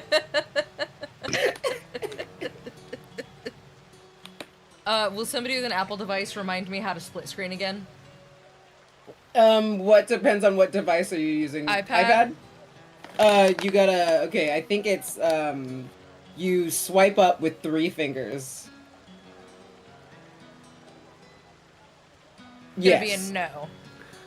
Oh, well, I just did that. Oh, wait, hang Make like you're making it the picture bigger almost. Oh. While you're in the thing that you're in. Oh, okay. This isn't working. It's fine. I'll figure it out. Ah! Ha ha! Ha! Nope. Oh wait, that takes you out of the window. Sorry. If you're in the- technology. Okay. It's great. Okay. What have you done? Okay. Sorry. The other one that I'm remembering is if you're in whatever current app you're in, pulling up the Yep, the dots. applications Yep. bar. Slide over. Got Yeah. it. Yeah. We're good. Thank you so much. I needed Thank both you. a map and the module. Yeah. I got all my things mixed up. We should definitely clip this and save it for next time. Anytime someone's like, Apple just works. Of like, Apple just it's so user friendly. clip it. Hey, there we go. Okay. I am functionally useful again. Yeah, it doesn't take you guys too long to get to the outer city and to get to Little Kalimshan. It's kind of, you're headed the same way that you were gonna head if you needed to go to Rivington anyway. You just kind of veer off before you get there. Do you guys want to head straight for the Jewel Emporium? The Little Callum Jewel Emporium? Yes. Okay. We'll say you head straight there. I almost called him Mimir. That is not his name. Oh my god. Masood? No, that's my old doctor's name. Yep. Oh, the Musayed. assistant? Musayed. There you Thank go. you. Musayed, yeah. Not Masad. Musayed. Ugh. You don't. Musayed is there to greet you. He knows that, you know, if you're there, it's probably important. And he goes, I'm happy to see you, especially after everything. Would you like me to get the, Yes, please. That would be great. I just wanted to make sure. Who knows? Maybe you brought Imre in for some light shopping to make her feel at home. Aw. I mean, the day is still young. I could do with some Callum cactus. He's like, It's the quenchiest. that I may be able to do. You guys will like it. It's the quenchiest. Is that Kalimsham cooler? Okay, the last time I was near someone who drank cactus I saw juice, what you they did saw there. a giant mushroom, and it was not a good time for them. Musa Hey, looks and all goes, of you. I assure you, merely side effects, but the It must intention have had a is bad reaction. merely refreshing. Holy shit! I'll be able to see colors. Pass the bottle. Oh, Even better? No! Nope. Just hitting Stu with the strays. Wait.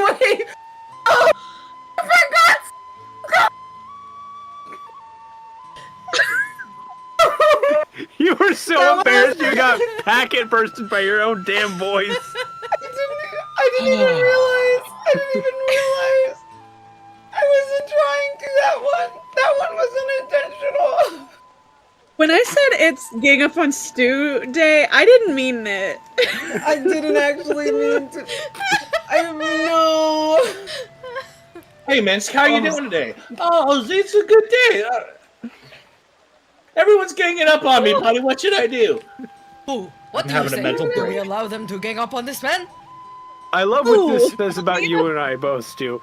Stu, you have Minsk at your... So I have Minsk as well, but all of my other figures are up there. But I have Karlak. I'm sorry you're colorblind, Stu. And you have Minsk. I mean, And that says a lot now about I'm either of us. I You one that have a says Karlak. more. You have a Min. It's oh my god, ghost. Mimikyu and Papa 4. I have Tiny Twyla from Monster High. Oh, wait. I I swear to God, if you pull out a Legolas figurine, I will disconnect your camera. No, shut up, because literally...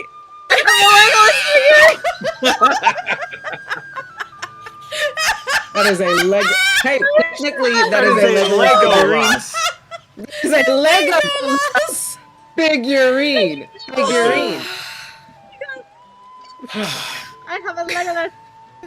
Composure? Almost burnt Composure? myself on my candle trying to get it. I also have my skull pandas.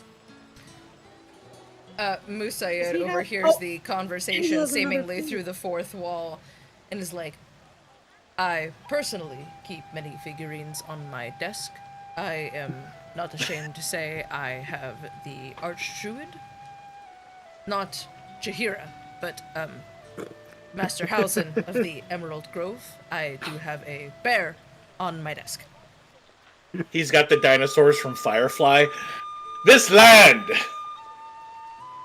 Curse your son's inevitable Did he say? demise. Did he just say he has a Halson figurine, but specifically Bear Halson? Yeah, he bought it from the Emerald Grove. Freak!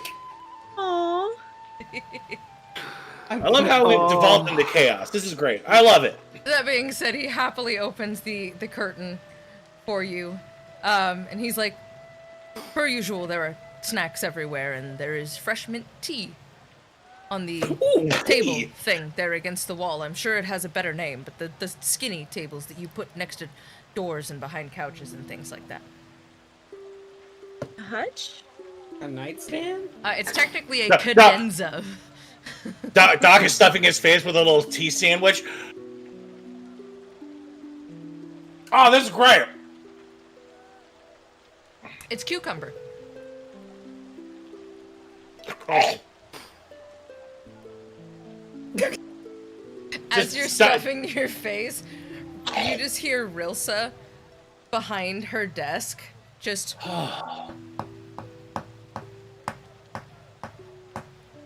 tapping Doc, her metal Doc, quill yeah. against the table. Doc's got a full, like, cucumber She's- sandwich in his... Oh, hi, worker. Hi. Oh, hold on. No, please, help yourself. Oh. I had no intentions of eating lunch. Oh, well, I mean, if you insist.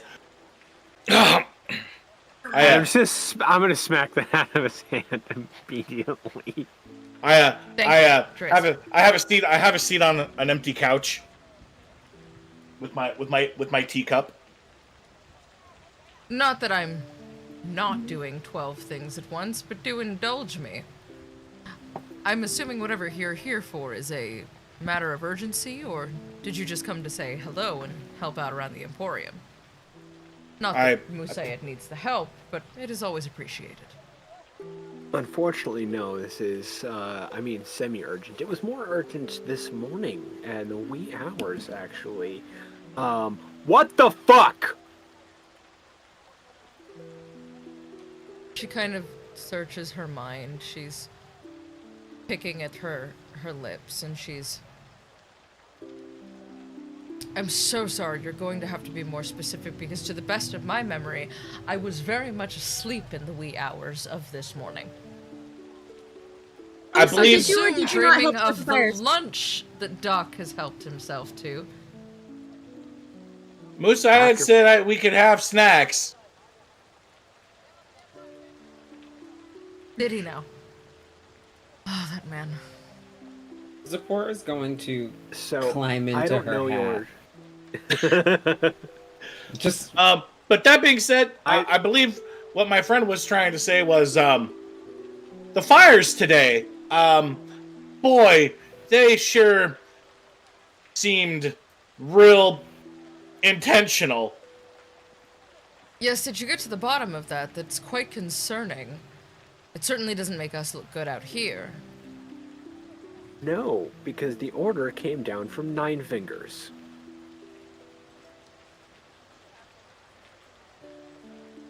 Yeah, you see, within questioning the some of the perpetrators that we caught, they rolled over on all sorts of information. So that was, something we thought we'd bring to your attention. It's good that you brought it to my attention. Clearly, she and I are not aligned, as I thought, in our goals. This is good information to have. What more can you give me? This is not helpful, and I'm failing to understand how this would help serve my people. We think it was a distraction. You weren't involved in that. Absolutely not. A little bit of non-dangerous, possibly inconvenient graffiti, or, taking the keys for people's locks, things of that nature, absolutely within my wheelhouse. Hanging somebody up by their thumbs in the town square and labeling them with funny signs on pieces of old wood. 100%. This... No.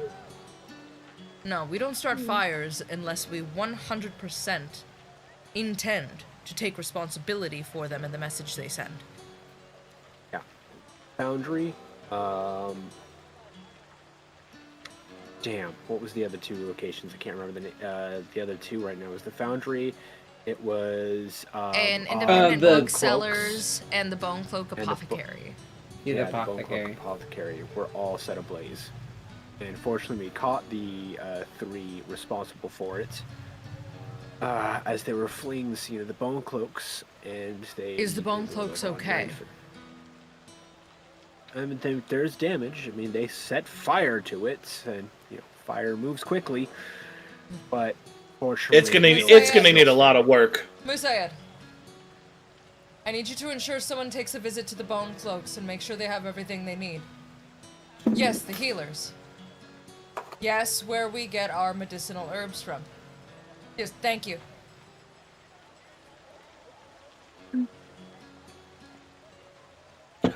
I believe it was a distraction from what was going on with the what we saw on the maps with the X marks the spot where we believe that they're planting the smoke powder. I don't think that has anything to do with it.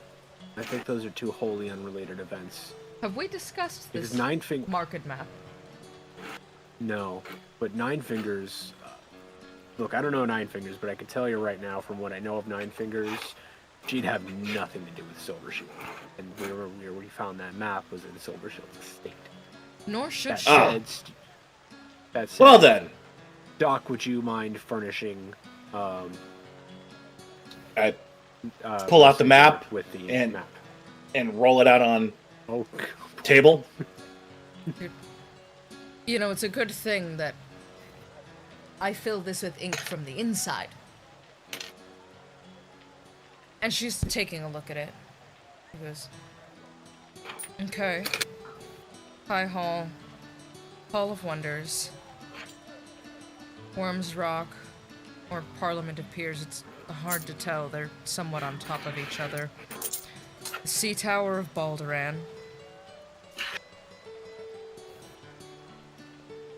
That's the mint / bank. That's not okay. Sorceress Sundries. That looks like the tower at the center of the watches operation. This one here on that upper wall in the upper city here. So I think with certainty we can say that this isn't likely to be the Flaming Fist. The guild would have no purpose in targeting any institution that moves, stores, or creates money. Let me be very clear about that up front. If there's one thing we care about more than people, okay, not more than people, equally to people, it's money, because money funds our entire operation. We also move weapons through there, but that's neither here nor there.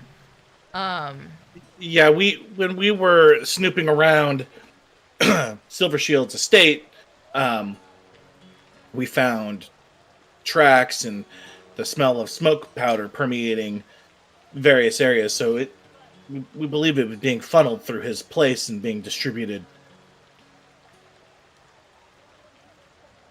Oh, that is not that. It doesn't instill confidence. Okay.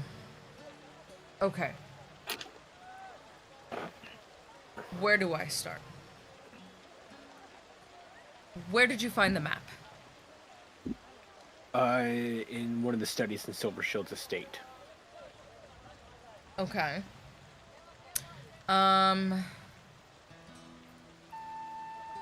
Is there any information I need to know that couples with this map?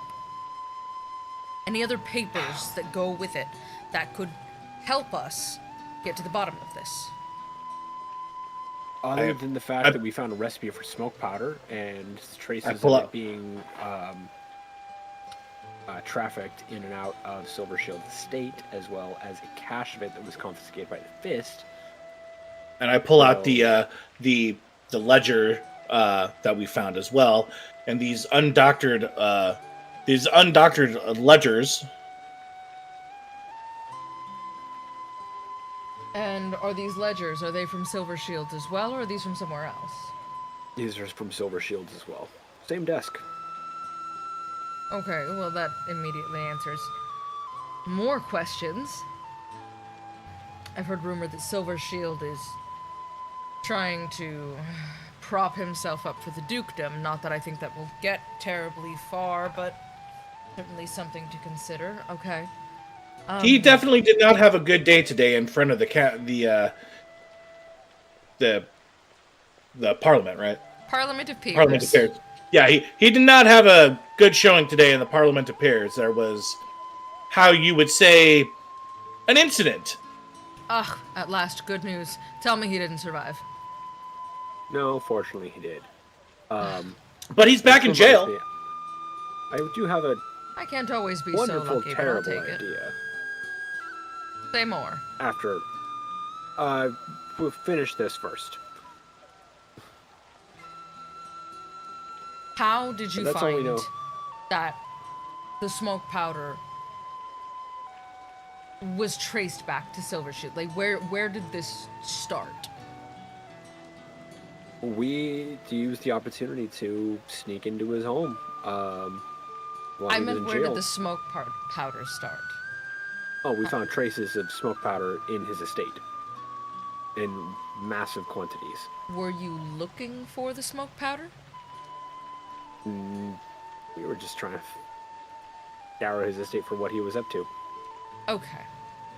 So we didn't know about the smoke powder. Now we know about the smoke powder as a consequence of trying to find other things. Am I on the right path? Yeah, more or less. Okay. This helps.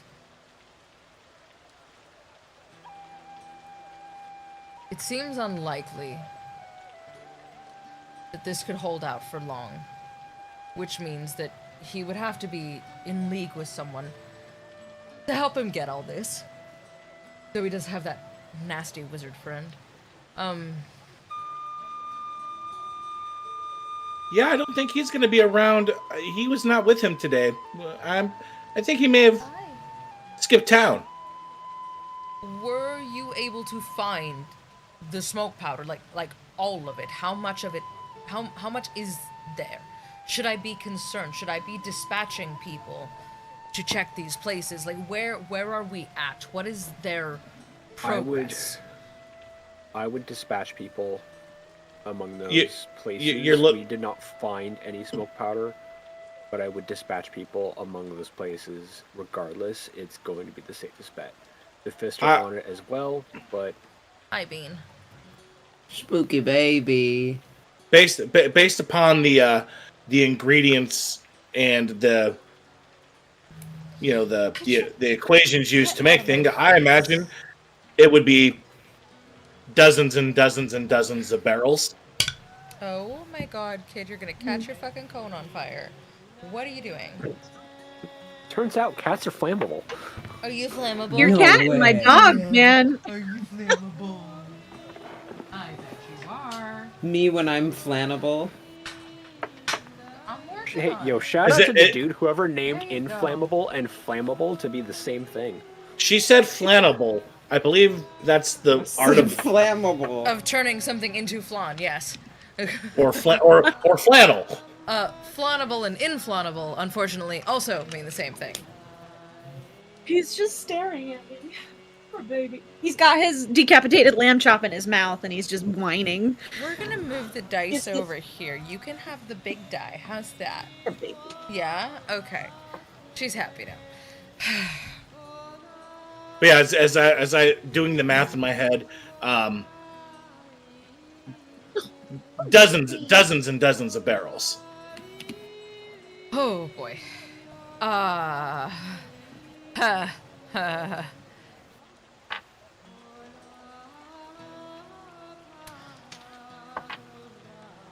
Before I say anything, Duskshield had an idea?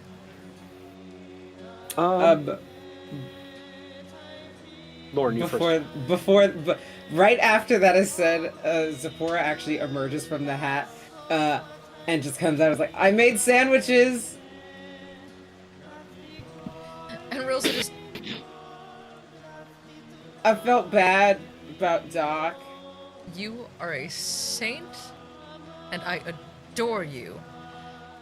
I both do and don't want to know what's in that hat. But yes, I will happily accept a sandwich. You rolled a 2. Yeah. That's not very good. You should re-roll. And I'm going to reach into my side pouch and pull out the wax seal. And she just... I might have nicked this from Silver Shields. That is and I can't devious forge for shit. And excellent. It is a shit way to play the game, and I respect it. But I know you have a forger. I do. So if you need anything passed along that might be in Silver Shield's name, well, this wax seal will help. Oh. How do we feel about overturning the sumptuary laws? Not a bad start. And getting rid of the tariffs on goods from the outer city into the wide, and lowering market stall fees while we're at it. Yeah, that all seems good. Doesn't hurt anyone. Tax breaks for those who need it, huh? I will happily take that. That is insultingly wonderful. Well, while we're on it, why don't you throw in a tax for the patriarchs or a certain denomination in their counting house fund? 50% of all declared funds beyond the minimum to live. Fair? There we go. Yeah. You gotta roll it. Yeah, you gotta roll it. You got it. Roll it. No, you're sliding it. You gotta roll it. Logan would just eat the What'd dice. You get? Hang on. Oh, she tries to eat the dice too.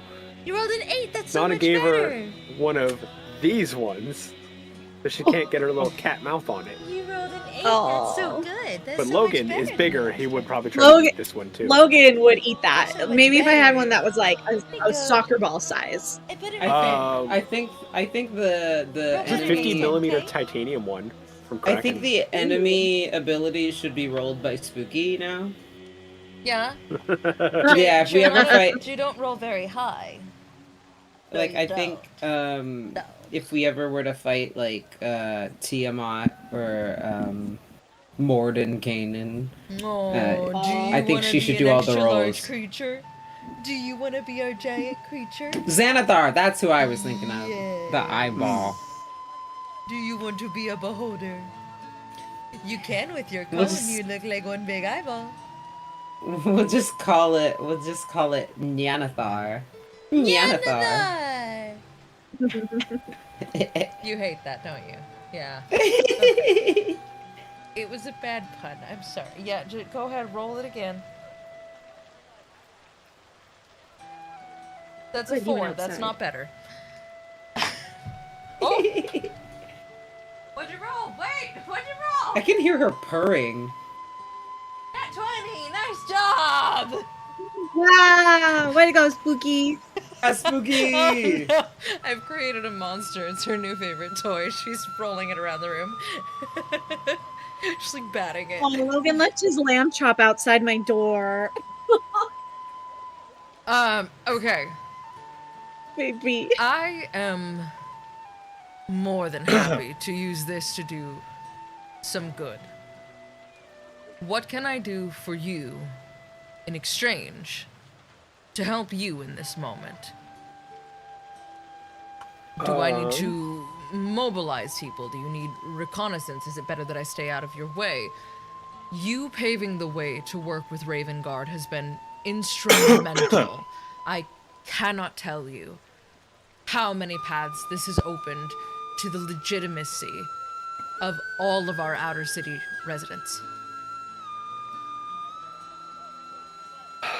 I think just working with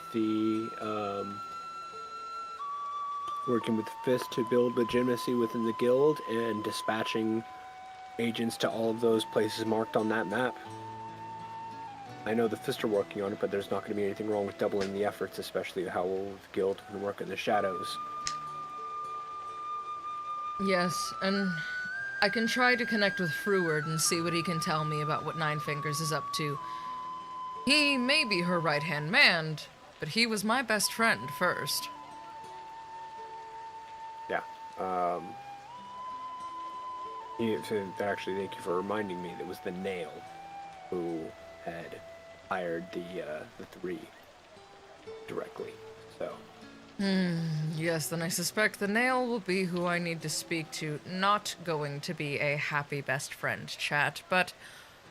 Oh yeah, the I'm guy with willing the to have nail nonetheless. in his head? It's actually a railroad spike. I was there when it happened. Oh yeah, that can't feel good at all, I'm pretty sure. Were it not for him, I would not be alive, though thanks to the efforts of some excellent healers. Less of an issue than you'd think it would be. So how come he doesn't remove There was the that railroad Gage spike from his head? gentleman who also It would had the lobotomize railroad him. tie. Ooh. Oh. Well, that'll do it. There is one thing though.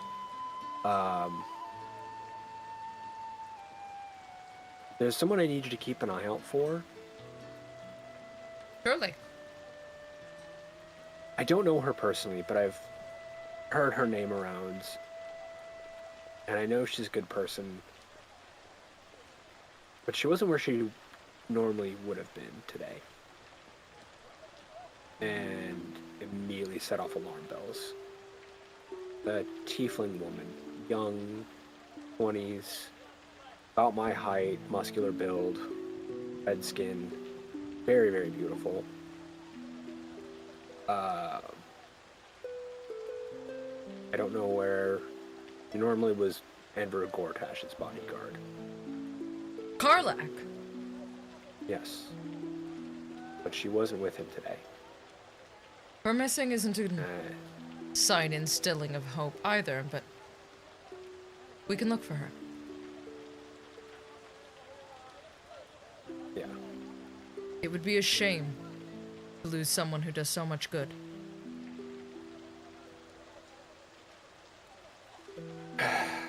So, that said, I'm glad to know you weren't involved with the setting of fires. Certainly I'm not. sorry for the aggression that I came in with, but obviously when you hear that fire is being set in the city among Well, apology accepted. You've certainly made up for it with the seal. Yeah. It's been a day for us. You'll have to. It's been a very long day. That was this morning. Wonderful wake-up call to run out naked to find out there was fires in the city. Well, I might have one thing that could set you all on the right path if I could perhaps repay the favor for all the trouble you've been through today. Okay. Word has it that as soon as he was let out of jail, the lordling decided to pass more legislation, though I haven't seen it. And many of my citizens have come back today reporting that they could not get to the wide. Many of them could not get to their jobs. Sanitation workers could not get into the upper city for some reason or another. They're being denied access. The gates are open, but they're not letting people in. You think you could look into it for me? Absolutely. And as soon as I find out why, we can easily rectify that. Excellent. Anything else for me? I think that's it. Lovely. Then, Zipporah, I will take one or two of those sandwiches. Oh, no, these were all for you. I felt bad because of Doc. You know you're my new favorite person, right? Doc, you're on my shit list. I love food. Musaid's an excellent cook, but one does tire of cucumber sandwiches. Musaid said we could have the snacks and... It's all right. I love how much that's just a stew reaction. Spared me from my vegetal fate. I mean, I kind of like cucumbers. They're quite tasty. They taste like soap. No, that's cilantro. No, actually, there's two separate genes you can have. Cucumber tastes like soap.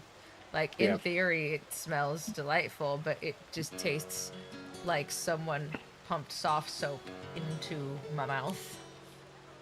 Wow. Cilantro is fine, though. You can't have like cucumber water. You could. It just tastes like soap. Yeah. Oh my God. It also makes my mouth itch. Oh.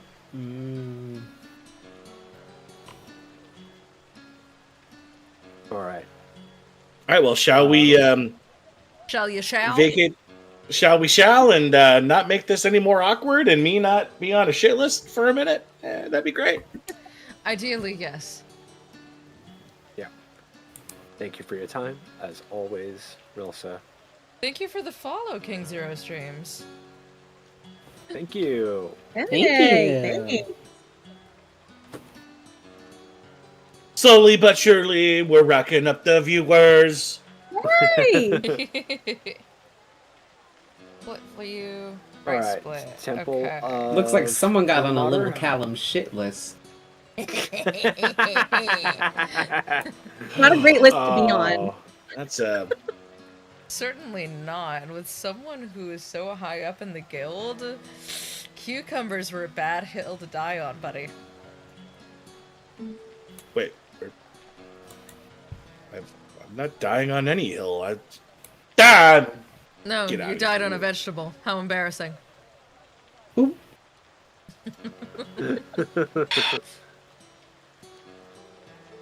I need a beverage. Hey, we just got raided Hey, too. thanks, Havoc Whoa, RPG. hey. Way to bring the raiders in. Dang. Thank Hello, you. everyone. Hello. Okay, so we're headed to Rivington. Is that what you've decided? Is everyone voting yes on this? Yes, I believe that was unless- the. Yeah. I was too busy clowning. Clown, how dare? Yeah, I guess Temple of Ilmater then. Oh, yes. Okay, yes. I'm so down for that. Let's go see your mom. I mean, Ilmater. Cue the raid can sound. Lauren, do not. Wait, no! Don't actually do it, Lauren. I'm just gonna No, mute. I'm doing my best Foley. I was doing my best Foley impression. I'm gonna have to create a raid scene transition where it just sprays the whole screen and wipes it away with a good old. God, it sounds like a fucking death whistle. Jesus Christ! I'm sorry. I was too close. Sorry, chat. I'm so sorry. I'm so sorry. You're the ones who told me to turn my mic up last time. Not ear destroying enough, TBH. Like enough. Thank you, Drew. Okay. Oh, do you guys want to take the route that goes outside the city, or the route that goes through the city and back up through Basilisk Gate? Thank you, Havoc RPG. Whichever way is gonna be faster. I would say going in through Baldur's Gate and then up through Basilisk Gate, and like out through Worm's Crossing is probably the fastest way. It would also allow you guys to stop by Danthalon's Dancing Axe and pay a visit to Ms. Brackroll for magical arrows. Yes, let's do that. And non-magical, really superiorly engineered trick arrows. Oh my god, yes. That's all I want. We need stuff. We do need stuff. We have not gotten anything. Stuff. You guys haven't gotten stuff in a while. Oh, yeah. We haven't gone to a dungeon to get stuff. Listen. Oh my god, Cheerful Bacon, favorite name of the day. Thank you for the follow. Cheerful bacon do make me cheerful. Love that. Sat down to D&D and I did the funny, so my character's a firebard essentially. I said as the bard likes. Oh my god, hang on. This fire way too. Don't pause my chat. Let me scroll. Oh boy. Way too much and cast flame song every time he can just having any person who he deems unworthy of his music just combust. Stop. Oh my god. No. That is Sephora, wonderful. it's your new best friend. Oh, Oh You need to give him the Shack combo. Freeze your enemies and then burn them to ash. yes! I nurture my skin. What's the I nurture my skin. you know that video? Yeah, I cannot call it the icy hot. No worries, good to see you, Havoc. Good seeing you, Havoc. Thank you for the raid. Okay, so, is there anywhere else you guys want to stop within Worm's Crossing? There are a lot of shops over there. There's armorers, weaponsmiths, Shares's Caresses over there. There's a couple of bars. There is a delightful clothing shop. Yeah, there's basically anything you would want to be able to find on your way in or out of a city can be found. My brother's joining the sesh. I will get the icy hot combo now. Yes! Yes! We'll go follow you after this stream because I need to see this. Hey Mike, how goes it? Alright. Anywhere else you want to stop? Yeah, I think it's just Danthalon's for now, and then to Rivington, or the Temple of Ilmater. Yes, Emre? Yeah, I was gonna say we should do that for now. Oh shit, how much money do I have? I can't decide where I want to go yet. Driz, did you ever figure out what your starting gold was that you deleted? No, so it wasn't. I had my starting gold. The problem was I lost count of the gold I spent and the gold we gained. But we also had like a bunch of like jewels that we could sell, and I just don't remember. We gave the necklace to Rilsa, and she was going to pay us for it, and I told her to use that money for people, for refugees, but then she also paid us as well, and I don't remember how much. That was about $2,000 in gold. I believe she gave you $1,000 in gold total. Like, it was very, very generous. Yeah. And I believe we split it. Raven Guard gave us some gold as well. I don't remember how much that was. Oh goodness! Are we gonna have to go back and rewatch? Like do like a time rewind? Raven Guard gave us, I believe, 50 gold each. From 50? From my notes. Okay, Oh so shit! you Let each me have let me 50 get that gold 50. plus your starting gold. I found plus 250 found each something. from what Rilsa gave you all. Megan has a note. Oh shit! Let me do my math. Yes. Let me do my math. I have a note from session 4 when we were oh my god, where were we? I don't remember. It doesn't say. It just says cash box. 600 gold, 150 each. Oh, that's Brass right. and silver band rings, or forged flaming fist badges. Yes, you took we those from should the each Harbor Master office. There you go. Yeah. Oh, so we got I have 150 that note. each from that. Yeah. Yeah. We've got a good stash of gold each. Like we're. Well, we each should have about 400-ish. By And then When the economy booms in Baldur's Gate, everybody benefits.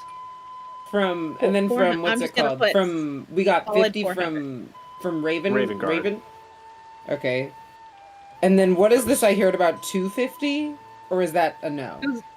It was 600 in total, so we would have gotten 150 each, I think. Okay. What I was saying necklace. is that you got a grand from Rilsa, so you guys have 250 each as well from that. So we've because the necklace was worth 2 grand, so she gave you half. so we have Alright. about 474 is what I got. yeah. I'll have in the 474? ballpark of 500. Yes, because okay. starting Yeah. gold wise, I had like 24, I think. Oh, I had 30. Yeah, this is getting lucrative for you guys. Yeah, I'm sitting at about 475. So that sounds about right. My Plus favorite, we also have there was some silver that we found too that we split. my favorite part about D&D, fantasy banking. Then I'm gonna put 475 because I don't know how much I'm supposed to have. I'm just gonna Because put everyone 400 as a loves punishment for themselves losing a my note. fantasy bank. First bank of We need to Baldur's keep better Gate. track of this. We're gonna take these 50 gold and put it into a money market account, and it's gone. And Zipporah, the only bank account you Jesus. have is in Waterdeep. Doc and Driz, yours would be at the counting house with Driz. Actually, I don't have a bank account. are you It sure stays about on me. that? After your house It- burned down, so- did you check with the counting house? I was a child. No. Oh, you should probably do that. Oh my god, are you about to be Loaded. Are you about to be loaded like a certain character who lost both parents and spent a couple years in The a other regular he who regular shall not life? be named. The other he who shall not be named. Except woke these up one goblins aren't morning- going to be mega racist. God. Oh my god. All Yeah. right. So yeah, I'll say you guys arrived at Danthalon's Dancing Axe. Low-key want to be a gag NPC somewhere. That could be cool at some point. That could be super cool. I will figure out how to work that in. Because I would love for viewers to be NPCs, random places. That'd be hysterical. So, Aw. Danthalon's Dancing Axe. You have the main shop, which is all of your weapons. There's some that are in cases. Danthalon's been doing this, rumor has it for centuries, but like definitely at least for the last 40, 50 years. You're not sure where the rumor came from or if it's even substantiated. But he runs a great business. And downstairs there is an armorer, and upstairs on the 3rd floor of Danthalon's Dancing Axe is a proprietress named Isra Brackrell, who specializes in magic, blessings, incantations, buffed and debuffed weapons, things like that. So, like, weapons and things that have magical properties. Oh, I want to go there. I want to go to I there. want to go there too. I want to go to there. I could check out like armor. More like that's really all I need to do is check out armor. Okay, so Trista's on the bottom floor checking out armor. The girls have gone up to the 3rd floor to go look at magic stuff. Where's Doc headed? Because you know Danthalon. You are actually one of only 2 people in this group that have heard what is most likely the real story, which is that Danthalon isn't Danthalon, but one of many Danthalons throughout the centuries. Oh, we got a Durnan situation. Uh-huh.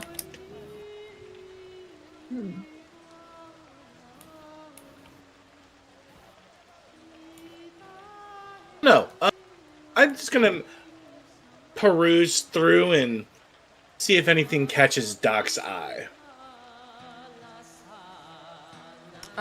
Okay, well, yours is the easiest then. As you wander through Danthalon's dancing acts, looking for things that may or may not catch your eye, you do notice a set of gloves that seem to have gauntlets somewhat built in.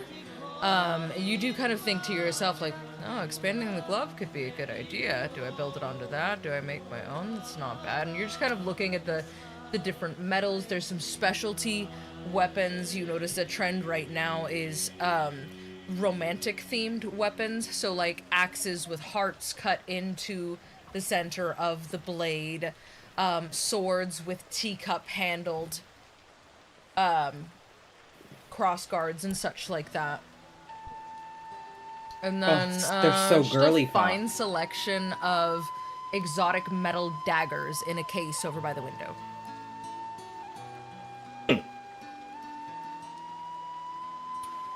Me when I'm an axe. I take a look at the bracers for sure.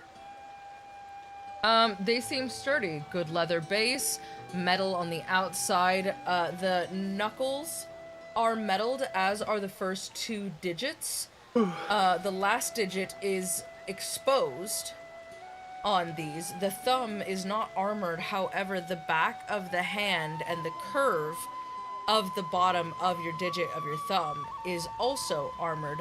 As it comes up, there's a nice series of 2 metal plates. Sorry, which arm is... There we go. It's a nice series of 2 metal plates across the top of the forearm. And the bottom seems to not be exposed. Hypermobility. The whole bottom of it is actually, like, wrapped in the leather before it snaps on the side underneath the metal bit.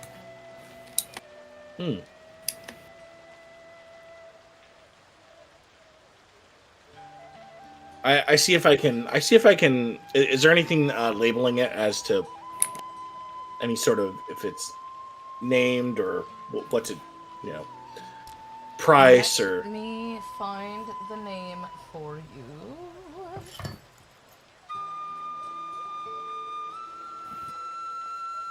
Most importantly, it's the cost. How much?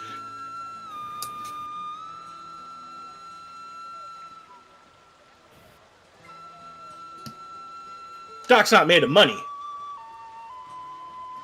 Doc's very frugal. You are pretty frugal. Here we go. I have to find them by picture, don't mind me. These are the Blackguard's gauntlets. How much are they? These are 350 gold, but they are finely made. Ooh. I look around for someone to assist me. Danthalon's kind of been like, watching you shop, seeing if he's gonna get anything out of you today.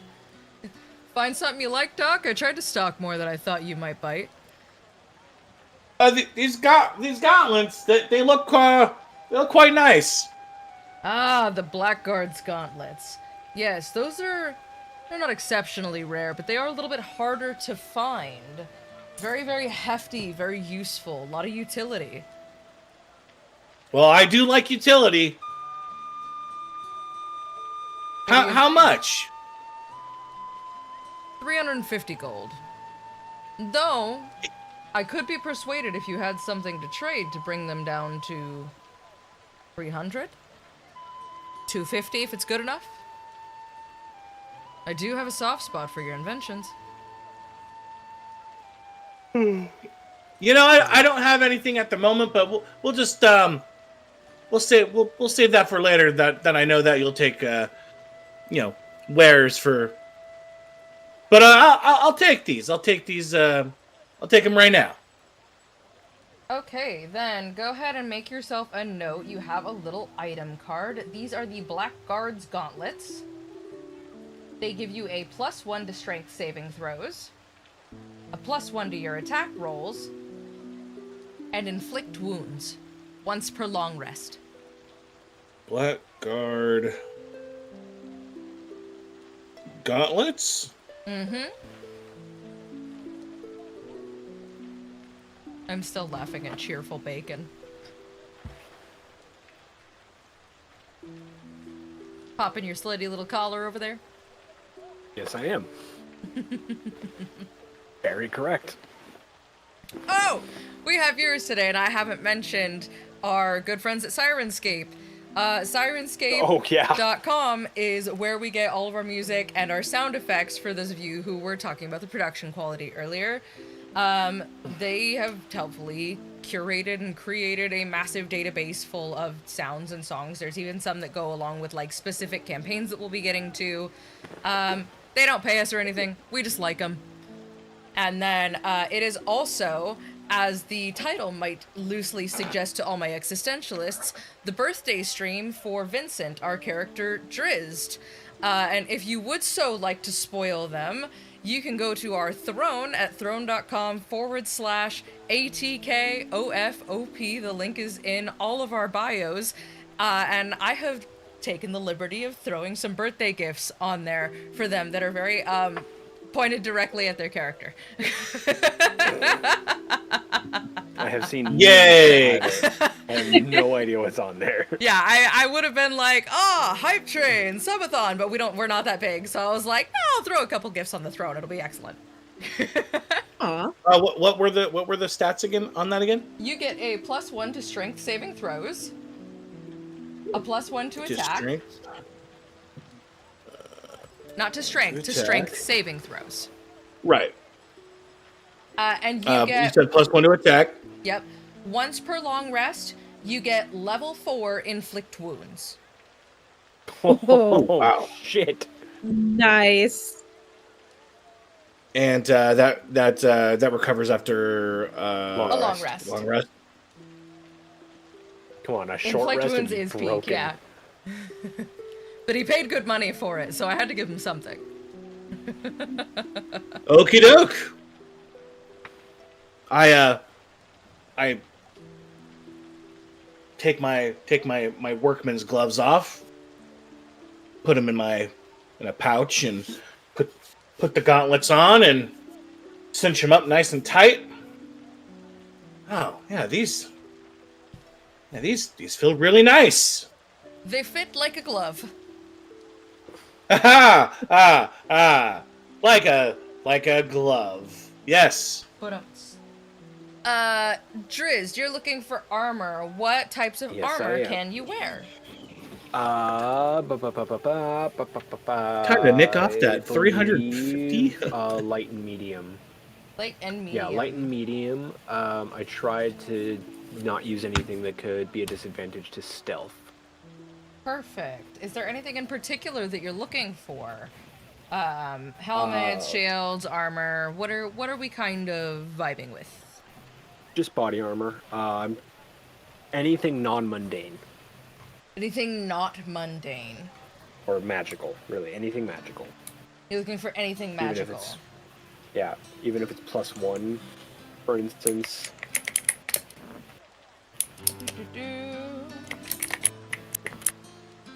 Let me see here.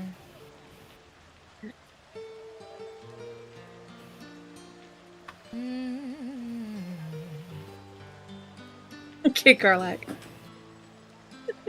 Listen, I don't have my standing desk yet, so I can't dance over here, so I have to hum. Here, I'll do it. I love you, Karlak, idle positions. I love you, Karlak.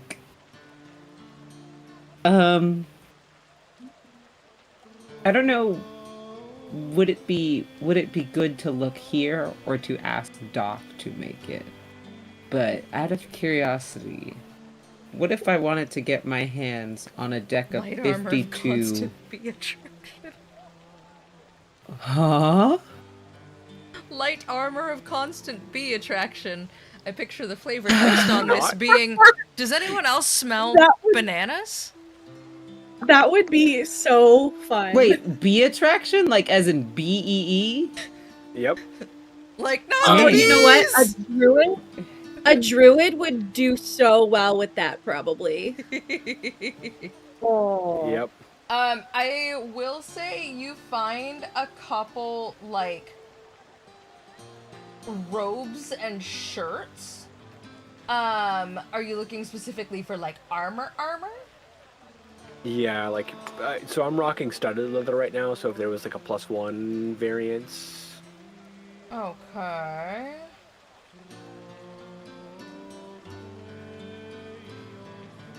There are a few breastplates in here that look pretty good. To your knowledge, since your whole thing is weapons and armor, there is a chain shirt in here. There's a breastplate +2, which you didn't expect them to have, because that would make it superior plate. So you're thinking they probably got it from somewhere. Otherwise, lot of just like old Flaming Fist, clearly like white labeled Flaming Fist armor, very standard, not bad by any means, but like just casual +1s. Yeah. There was a breastplate, and there was another one you said around that. My brain fucked off on A it. chain shirt. Chain shirt. Smoke break. Oh, that's what messed up my... Plus deck 40. I'm not gonna worry about it then. Okay. Yeah. Alright, ladies, what are we looking for? You know what I'm looking for. I want arrows. Quick arrows. Cool arrows. Give me cool stuff. As you walk in, a vibrantly green, scaly dragonborn perks up from behind the counter and goes, "Oh, customers! Oh, I'm sorry, I don't mean to come on strong. I'm just very excited. People don't usually wander in here. They kind of stop at Danthalon's downstairs, and I've just kind of been up here making things, so feel free to help yourself. It's a little bit of a hoarder's nest in here, but yeah, whatever you can find, just ask me about it." Okay. Do you have any like arrows like that can do cool magic-y stuff? Which variety of magic-y stuff? Because I have, like, my magic is a spectrum that goes from, like, casually being a little bit more ouchy to, like, I've attached Alchemist's Fire to the end of this arrow and now it's everybody's problem.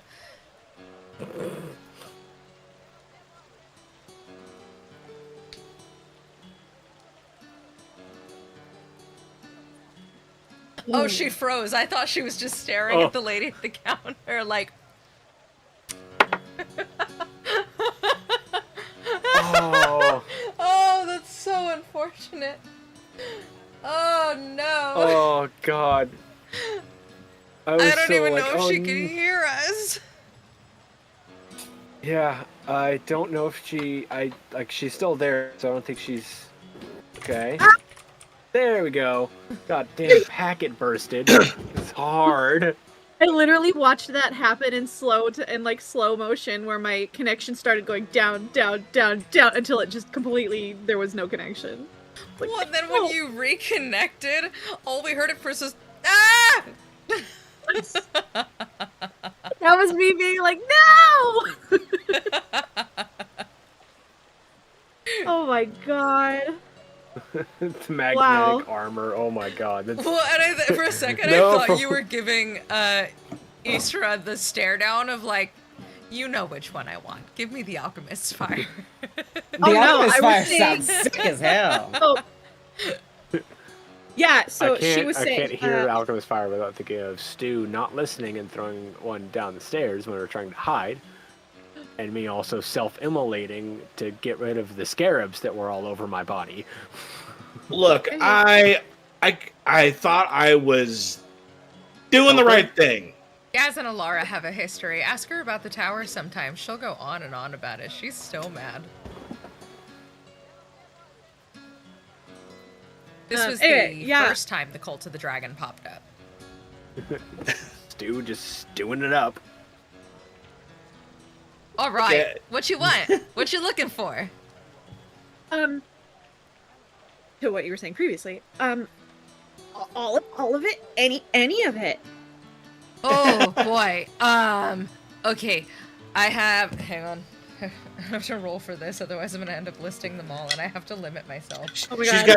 She's got more money than what she knows what to do with, and now she's gonna spend it. That's called more money than brains. She's never had this much money before. Okay, shut up. I have some small game broadheads, which basically means like when it hits small prey, it like expands out to make sure that it like stays in. So there's that, and then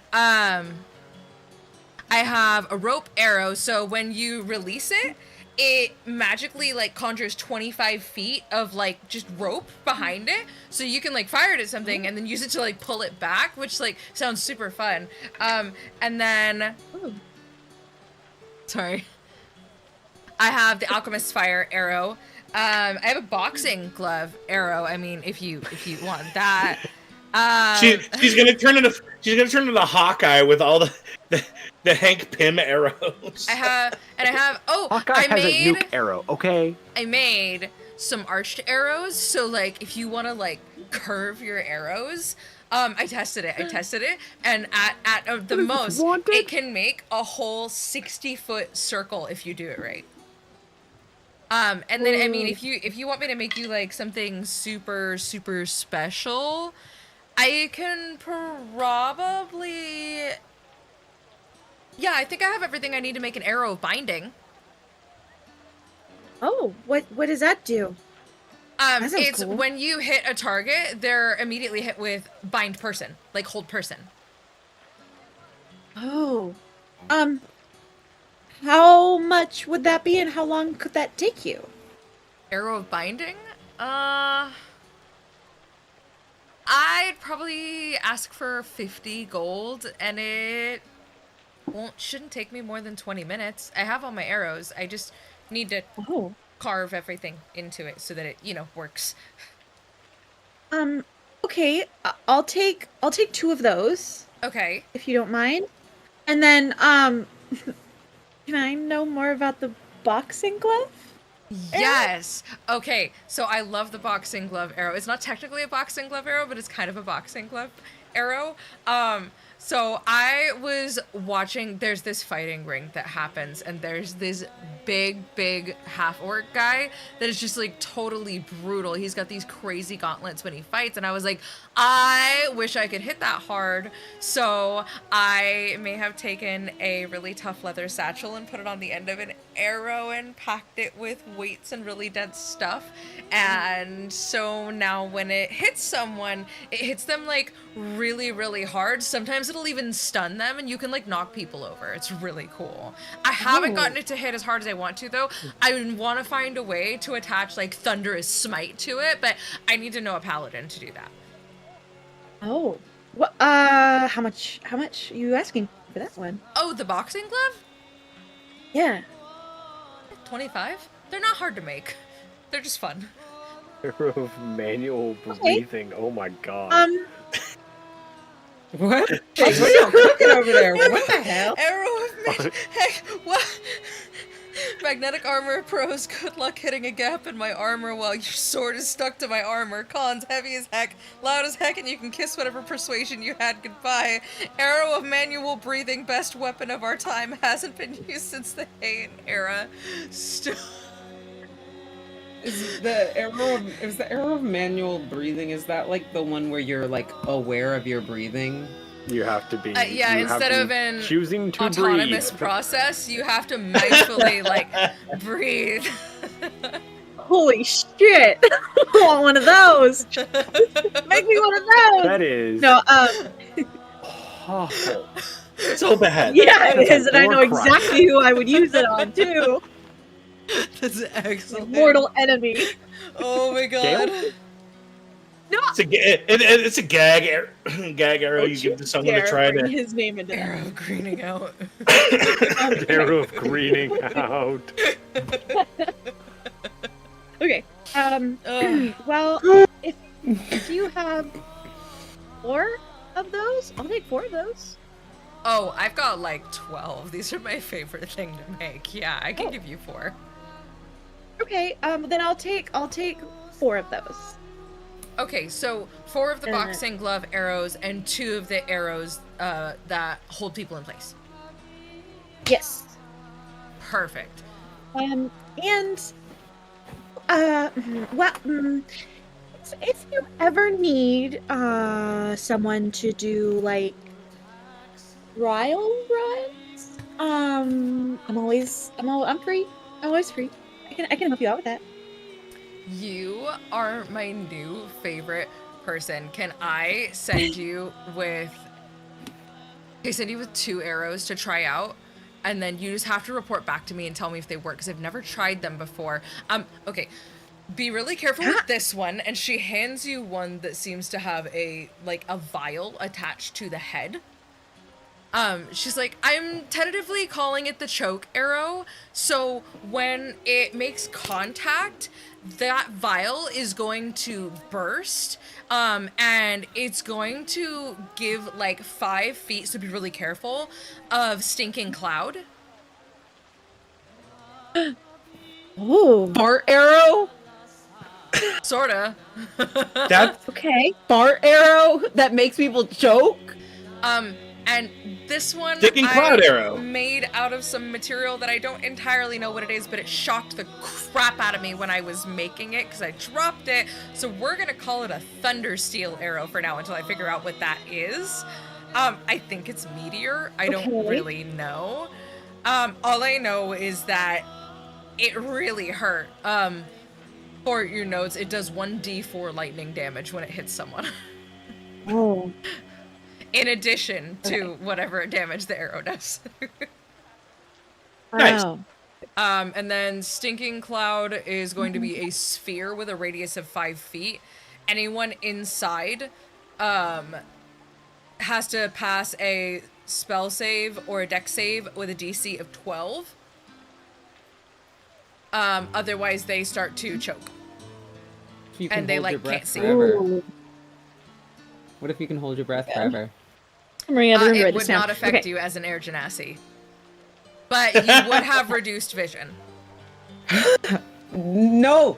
Because I've got Devil's Sight, too! It's not darkness. It's Oh, obscured. it's not darkness. fog. Damn. It's a thick green fog.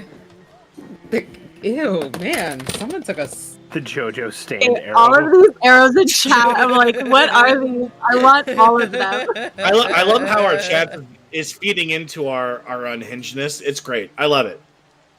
Love it. I want all of them. Okay. Okay, so I will hand over the 200 gold. Hang on. Irrational fear of failing. Oh my god, stop. It's the arrow of irrational fear of Somebody failing. hit me with that as a child? Shit. Yeah. The effects never wore off. Yeah. It's permanent. Affected. You said all you want, fuckface. I already had to deal with it. Shows you. Oh my god. Okay, yes. So she What's takes next? about The arrow 20 of minutes, which traumatic is childhood? nothing because the boys are shopping around. Drizzt is downstairs, like picking up every piece of armor and being like,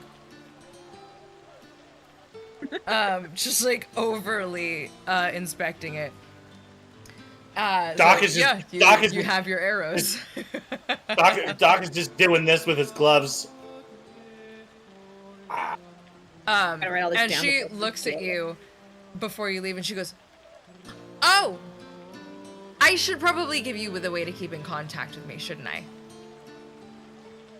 Your sending stone? And she hands you an earring made out of pretty little gray and blue stones.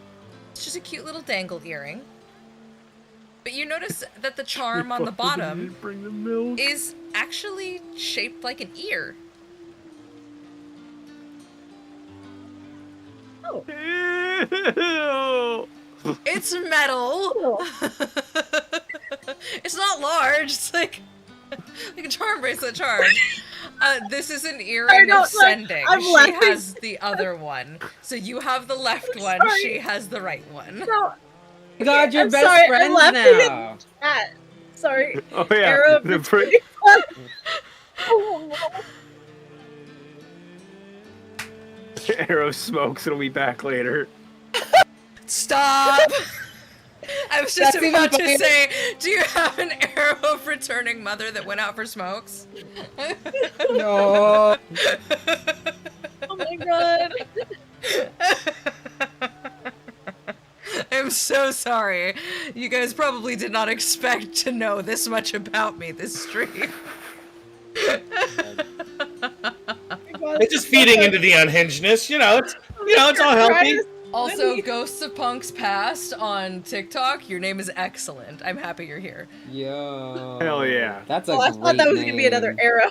Arrow of No You. Arrow, no, you. Okay, Leave them Zipporah, both what with are you Archer. looking Thank for? you. Hi. So, well, okay, so two things. The first question I had, because Okay. I didn't know if this was, I kind of brought it up a little earlier, but we were still in the middle of Doc, so I kind of put it down. But would it be better to ask Doc to make this, or maybe take a look around the shop?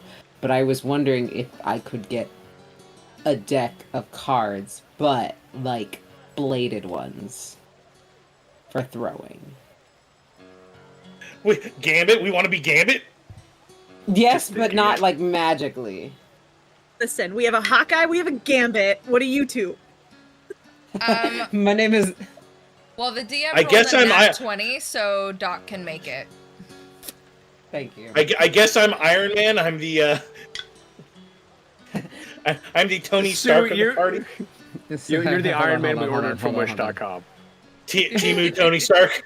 Team Tony Stark. My Listen. name is Zipporah of Waterdeep, and I'm here to make your wishes come true. She about to make a name for herself today. I'm about to make a name for myself. I shot out my dad's dick ready. He said, "What's up, Doc?" I said, what's up, Doc? Dialect coach a minion? What are you saying?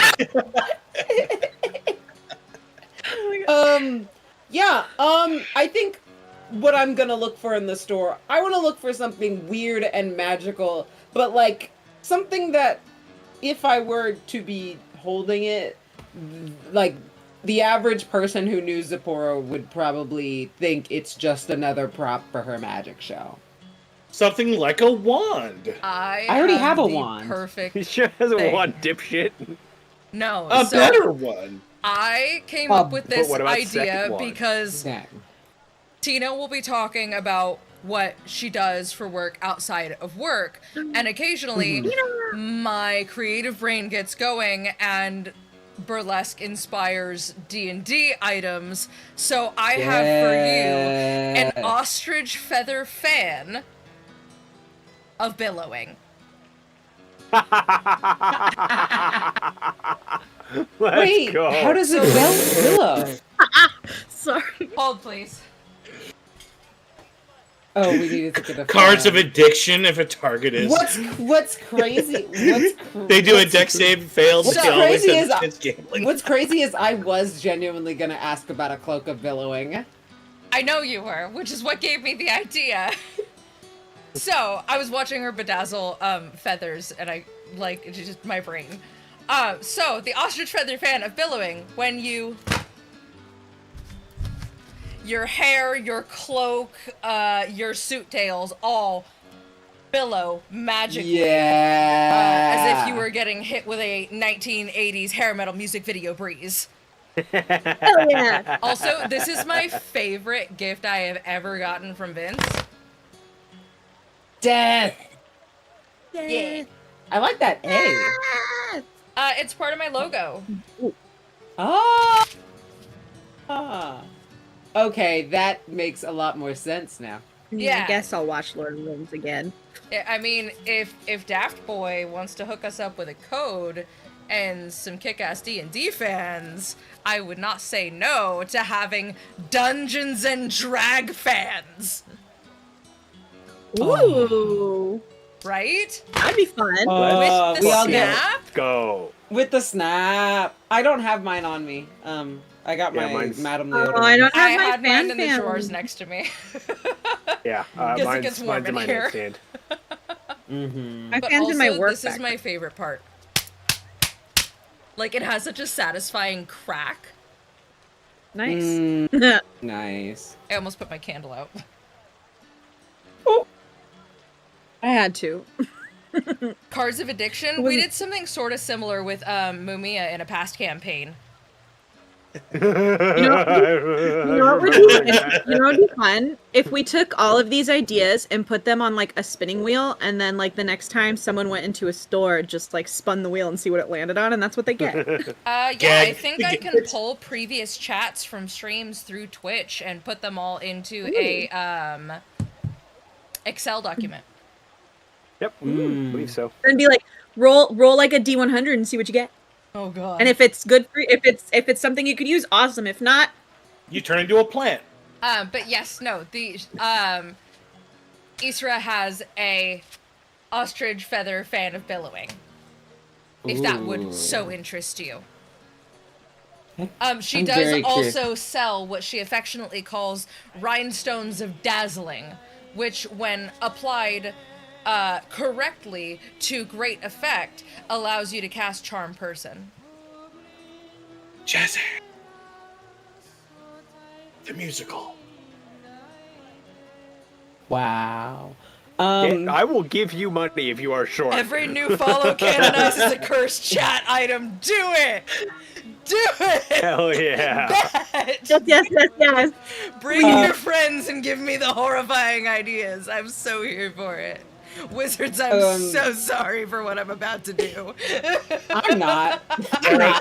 Arrows that turn into snakes. Can I do a little detect magic on the fan of billowing?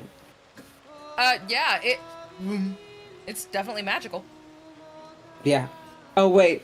I got my spells mixed up. I was thinking of identify. I don't have identify. You do not Anyways. have identify yet. Yeah, I was She's gonna tell you just what it like is. Yeah. I walk up and just buy it. Treat yourself. But also, Isra is very happy to tell you about everything she's created because she's just Yeah. so happy Yeah. that there are people in her shop. Yeah, no. So yeah, Zipporah's gonna. Yeah, I'd like to know more about. And she cracks the fan. As you crack the fan and you give it a little waft, your hair just starts to lift ethereally, and the tails of your coat seem to sway in the breeze. Gosh, my hair floating even more so than it already does as an air gymnast.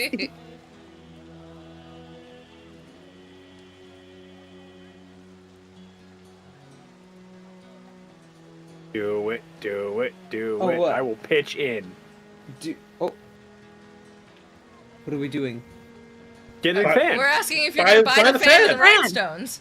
Oh, I was asking to hear more about the fan. I was waiting for the description, like any more she had to say about it. No, like Yeah. that's just what it does. It's a big drag fan that she can customize the color options of, and she pulls one out from behind her back and goes, perhaps if you'd like black and blue to suit your aesthetic, and she starts waving it, and you see, although she doesn't have hair, a sparkle shimmer off the scales on her cheeks and her horns as the cloak she is wearing, her kind of like robish wrap, starts to billow in the now present breeze. Chat says you should buy this. You should buy the stones.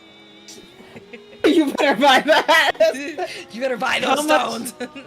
How much for the stones and also the fan? I think I'd like it in a nice white. It's a nice stark contrast from me. I can do that. Do you want like natural white feathers or do you want bleached white feathers? I have both. Ooh. Natural white is like the ivory kind of one, Yeah, and bleach like a white is bone like white. the blinding one, right? Yeah. Oh, I think I want the bleached. She says that she's happy to do 80 for both. 80 for both? Oh, Yep. yeah, hell yeah. Oh wow. What a steal. These are just things she makes for fun. And if I like that. If you've got more of these things lying around, I would. So I have a show. Actually, here's my business card. I do funerals. I do birthdays. I do what's it called? Bachelorettes, bachelor parties. Funerals. I already said funerals. Oh. And she's looking at your card and she goes, "Where do you work out of?" Right now, I'm stationed at the Keep. You know. The Keep the bar? Yeah. Say no more. You have given me so many ideas. I am happy to have you back here, and you can use that earring of sending to give me ideas anytime you like. I think you guys are my new best friends. I am so excited. These are my favorite things to make. They are so stupid, but I just love them. They're really good. She's really good. A wandering trader in Minecraft with weird items chat comes with... Stop. King Zero just offered to be a wandering salesman that you guys run into periodically, like in Minecraft, that exclusively hell yeah. and very adamantly only sells cursed chat items. Yes. Do it. Perfect. Hello, traveler. Stay a while. Ah, Like the Deckard Cain of hell. Just Beetle from Legends of Zelda Breath of the Wild. Yep. All right. Is Is there any More more screens. shopping to be done? Are you getting the rhinestones of charm person? I already did. Yeah, she got Oh, both. okay, cool. Okay, cool. Okay. Yeah. For some I reason, I can't thought it was wait. 2 different fans. I thought you were getting both fans. I can't wait to go home and get stoned, and by that I mean I'm gonna cover my shit in rhinestones. And that charm person is once per long rest. Or wait, no, sorry. Is charm person a cantrip? Remind me. It's I believe not, it's I it's- think I it's think a level level 1 1. spell, right? it's level 1. Yeah. It's a level 1. Yeah, once per long rest. All right. Can't tell. So stones of dazzling. I Stones think, right? of dazzling.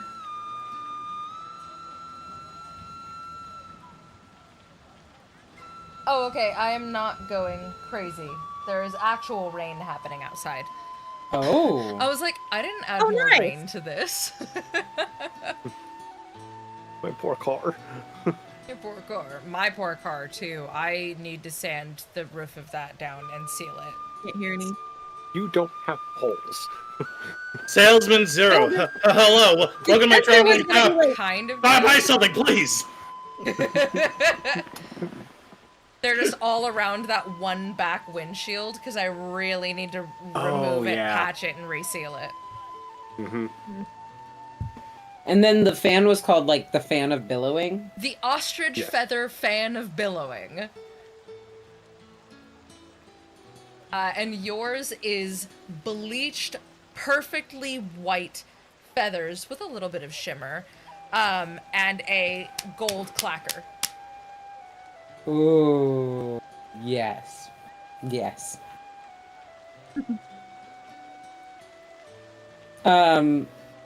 Where is everyone else gathered right now? I was just milling about the bottom floor. All right. Well, wherever everyone is, like Zipporah's gonna rejoin within. Cracks open the fan and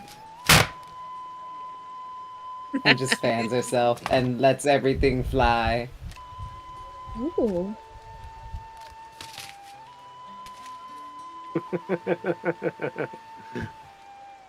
So, how's everyone shopping, guys? Oh, yeah. And Sorry. here's the dagger that kills in for Cortex. Yes! Look at I my will glass. take it. I'll give you all my dagger that kills protection. them for Gortash? Fuck that man.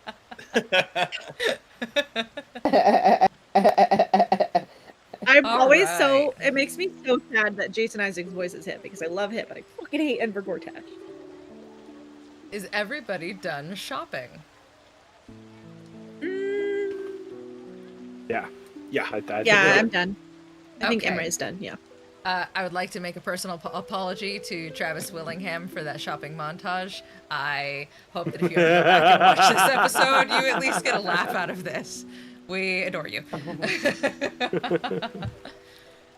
Okay, so you guys, as you come downstairs and head out of Worms Crossing proper into the small outer city town of Rivington, the streets, all dirt, lined with charming cottages, hand-built homes. There's on your right-hand side, just past the crossing, actually, is a large limestone temple. And above the doors, 2 hands bound in red cord. Kinky. Right.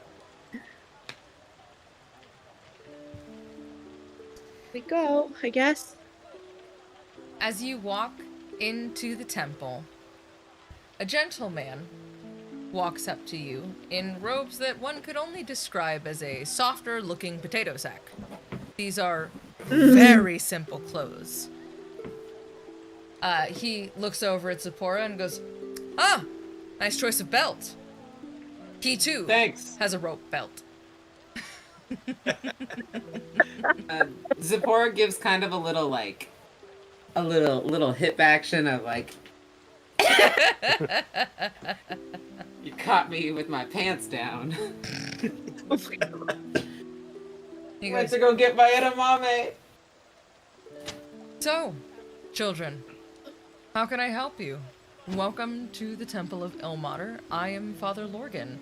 I am, well, the head priest here, and the person who tries to serve and guide everyone who comes through these doors as best I can. What brings you to my temple?" And as he's kind of looking you up and down in your nervousness, and he goes, "Oh, my child of Ilmater's light. What took you so long to come here? You are divinely blessed." I don't know if I'd call it that, but thanks. Why would you not? I mean, I didn't really choose what? To hear a god in my head? Nor did any of I us mean, choose the call to service. The call chooses us. And while Imre's like stuttering nervously, she just like looks at Dritz and grabs his hand and goes, "That happened. That happened. Well, we saw. I mean, we were fighting, and then got Ilmater, and then boom, light, and he got hurt, and I hear him in my head, and I'm really confused. I don't know what's happening, and he got hurt. This was nothing. Says, well, marks of this variety are generally bestowed upon someone who has been divinely called to serve.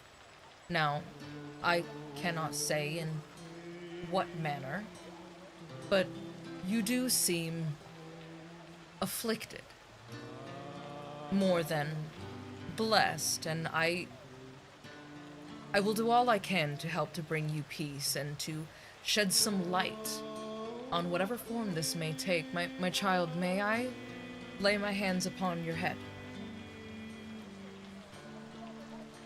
Imre takes a deep breath, lets it out, tries to recall, like, her family and the like the friary of Saint Amal and like all of the friends that she made there in the desert, and she just nods and says, "Yes, Yes. He comes up and he gently rests his hands upon the side of your face, cradling it so gingerly. And he closes his eyes and breathes. And as he breathes, from inside your head, a ringing begins, slowly as a ringing in your ears, until your head feels as though it's vibrating. When he throws himself back, or is thrown back, you can't decide which, and he goes, "You're a child of Balthazar. You have Ilmater within you." Oh god. I'm lost. What? Balthazar is a Did we monk talk at your about this? friary. He helps take you guys in and is taking care of you. I do not have that in my notes. He's a rather broad, okay. stew-shaped man. Also shiny bald. No facial hair, though. Stew shapes. So he just looks like an infant. A little bit. I don't have that in my notes. And then, like, just out of shock of what happened, she just kind of, like, shrinks back and squeaks. Yes. He looks at you and he goes, "It's okay. You are Pirael." You recognize this word. Your mother has called you this word. You don't remember who called you at first, but the friars and the sisters have all called you this as well. I know what that means. You know it to mean blessed archer.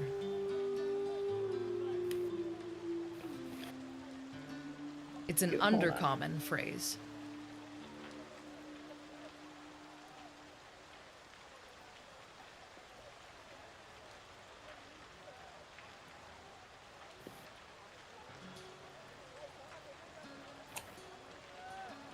As he's kind of standing there taking you in. They always call me. Oh, hang on. Oh, she froze. Okay. Ah! You're good. I'm just waiting for you to catch back up. Connection. Back? Yes. Okay, say what you were going to say again, because it spat it out all at once, and I have no idea what any of it was. Just got packet Great. burst by it. No, it's okay. I'm hoping it's not, because it's like super windy outside right now, so I'm hoping it's not like the wind doing anything to my connection right like now. that here too. Ew. Okay. Dang. No, she... Things have been quiet on my end. Oh no. It's like, it's real windy over here. I can see it out my window. She asked, oh my god, what did I even say? Now I can't remember. Oh, it's like, I understand the meaning, but I don't understand why everyone calls me that. My sweet dear, you have been called to serve. You are blessed archer. Only someone of your descent has been known to be blessed archer. There were few before you, but all of them were called in times of hardship.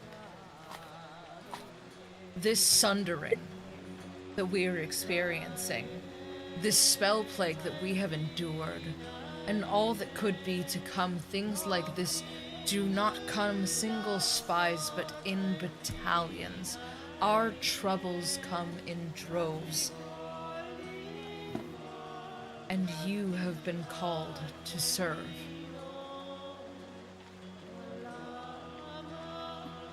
I just don't understand. My mother's family were wanderers. They came from the Underdark, but centuries ago. And I mean, I don't know much about my father. He came from the Underdark, and he was trying to get rid of. Calm. Breathe. Why me? I mean, I'm not good at things. I don't know why I was chosen. Often, those who feel least prepared are the most capable. Often, you are the only ones capable. Ilmater must have seen in you something that he believes is so needed in the world, something that is so powerful about the core of your being and the young woman that you have become, and how far you have traveled, that he's decided that you are now his champion.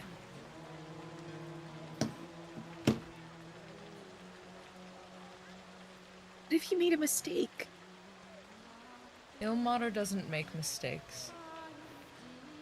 A life spent in servitude is never a mistake, even if it does not reward us with the outcome we initially had hoped.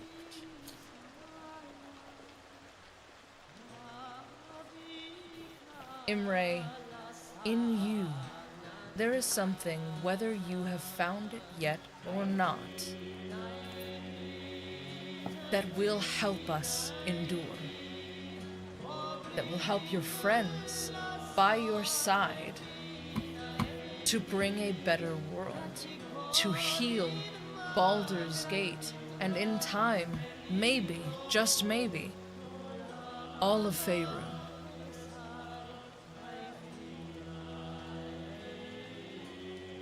It's a big ass. What about Dritz? I mean, is he touched too? I mean, that thing just happened to you. Like, does that mean like nobody can touch me? And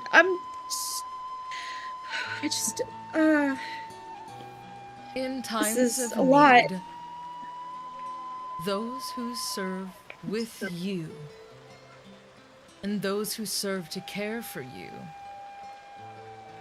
often serve the greater good as well. It would seem that you and your friend have been bonded in service. You look out for one another. Tell me, what was the context of this marking? Tell me, how did this happen? They had been knocked down, and we're in the middle of a fight, and they were knocked down. I went to pick them up and grabbed their arm, and I was thrown back, and on picking myself up, there was a red rope around their arm and the marks on my arm. When Driz laid a hand on you in friendship, you gained a most powerful ally.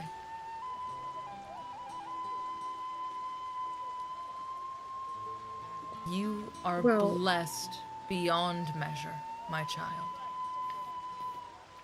And not just by your God, but by your friends, who were there for you when you needed them most.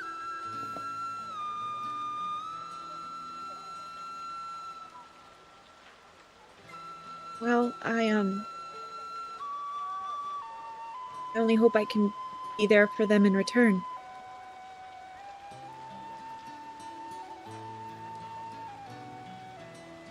I am sure you will.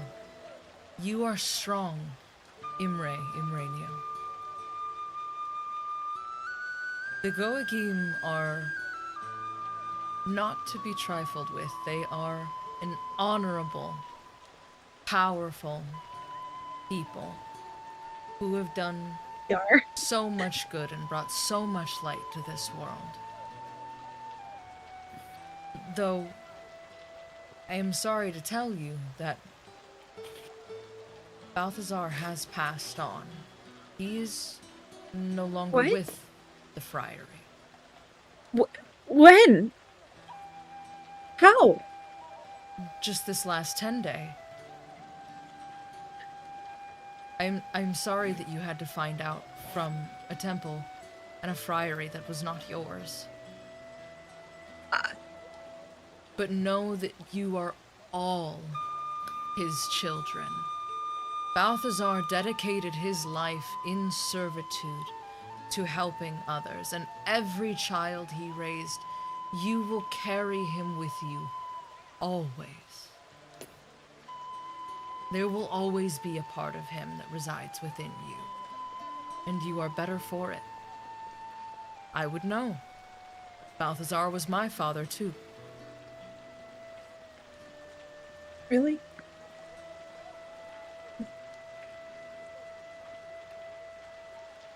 Thank you.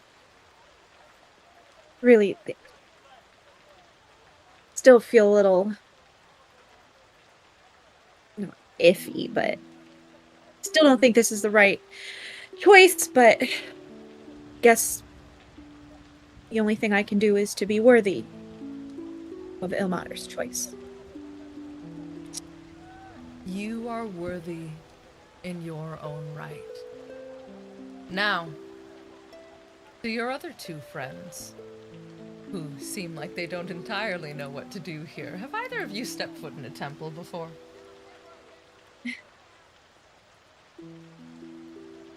Doc and Zipporah.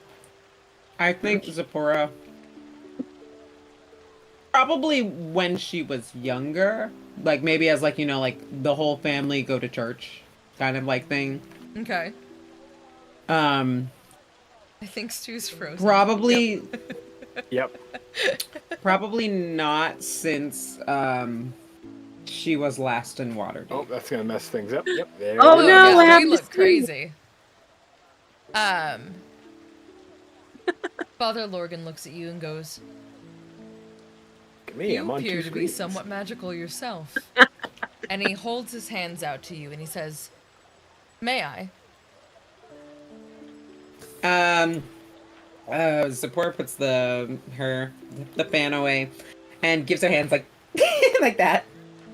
As There he he is. brings your hands together and places his around yours, you feel a rush of energy through your body, your power expanding.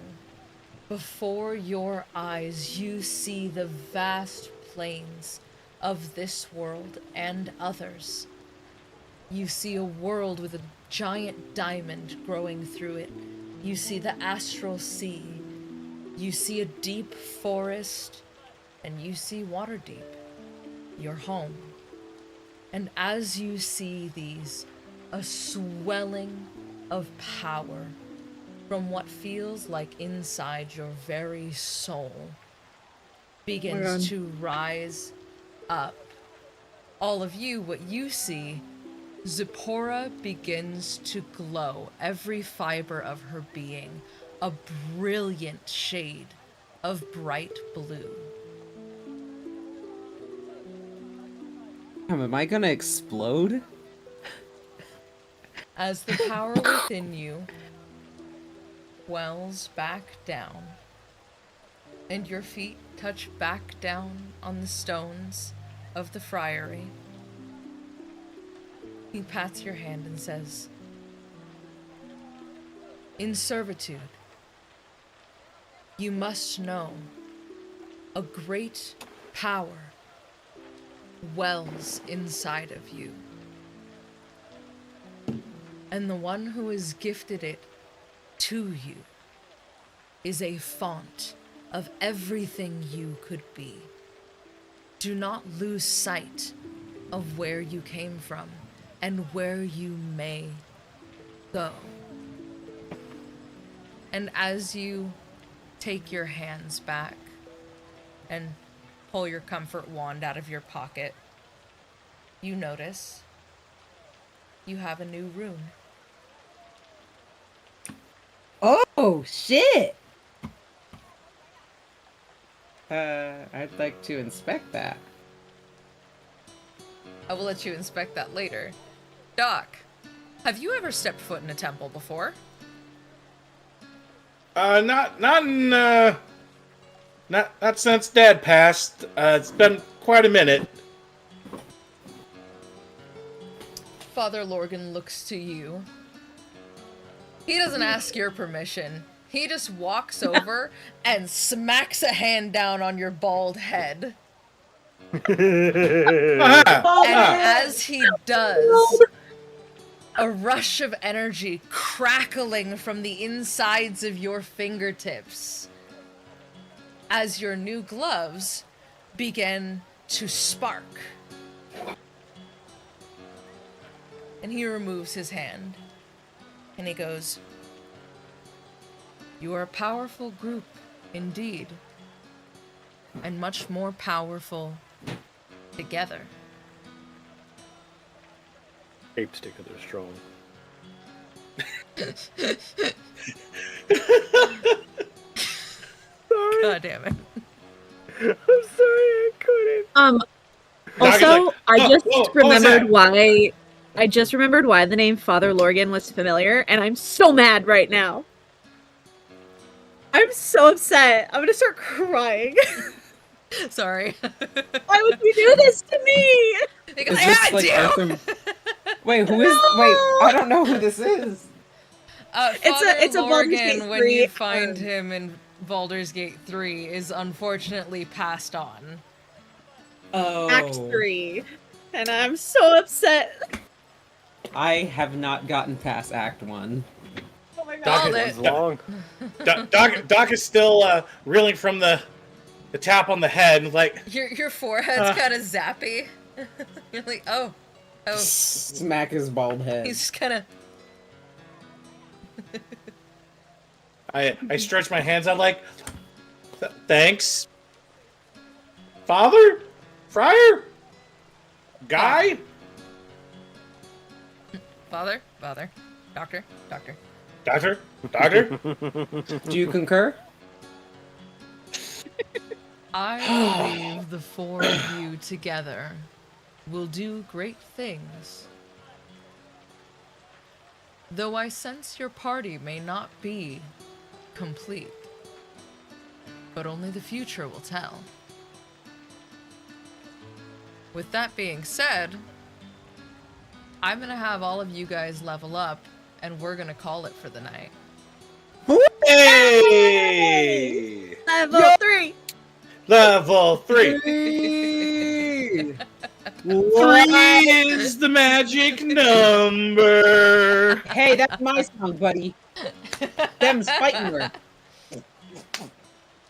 Thank you guys all so much for being here. Thank you. It has been an so much. excellent night. Thank you you guys for being have wonderful been and for being so you. dope. Thank you, Spooky, Thanks for for all the rolling ideas. villain damage. Yes, you've been such a good helper. Oh my goodness. We definitely need to figure out a way to do the roving NPC chat. Oh god, yeah. I'm gonna figure out how to make it work. Yes, level 3 Starstruck Himbo. Level 3, let's go! Maybe Thank you have for like coming to hang, Drew. And I know you're still here too, Ty. I don't know if Doc is still here too. All right, adventurers. Wave goodnight to everyone. Wave good night, everyone. Come back soon. Good night. Let's see. I moved where my camera is. Here we go. Thank you all for tuning in to another episode of A History in the Forgotten Realms. We could not be more grateful for your support as I try to find where my camera is aimed. This is a nightmare. We'll see you next week. Hopefully at the same time, should the internet goblins not chew on any of the wires. Otherwise, until then, we'll see you in the realms. Good night, everyone.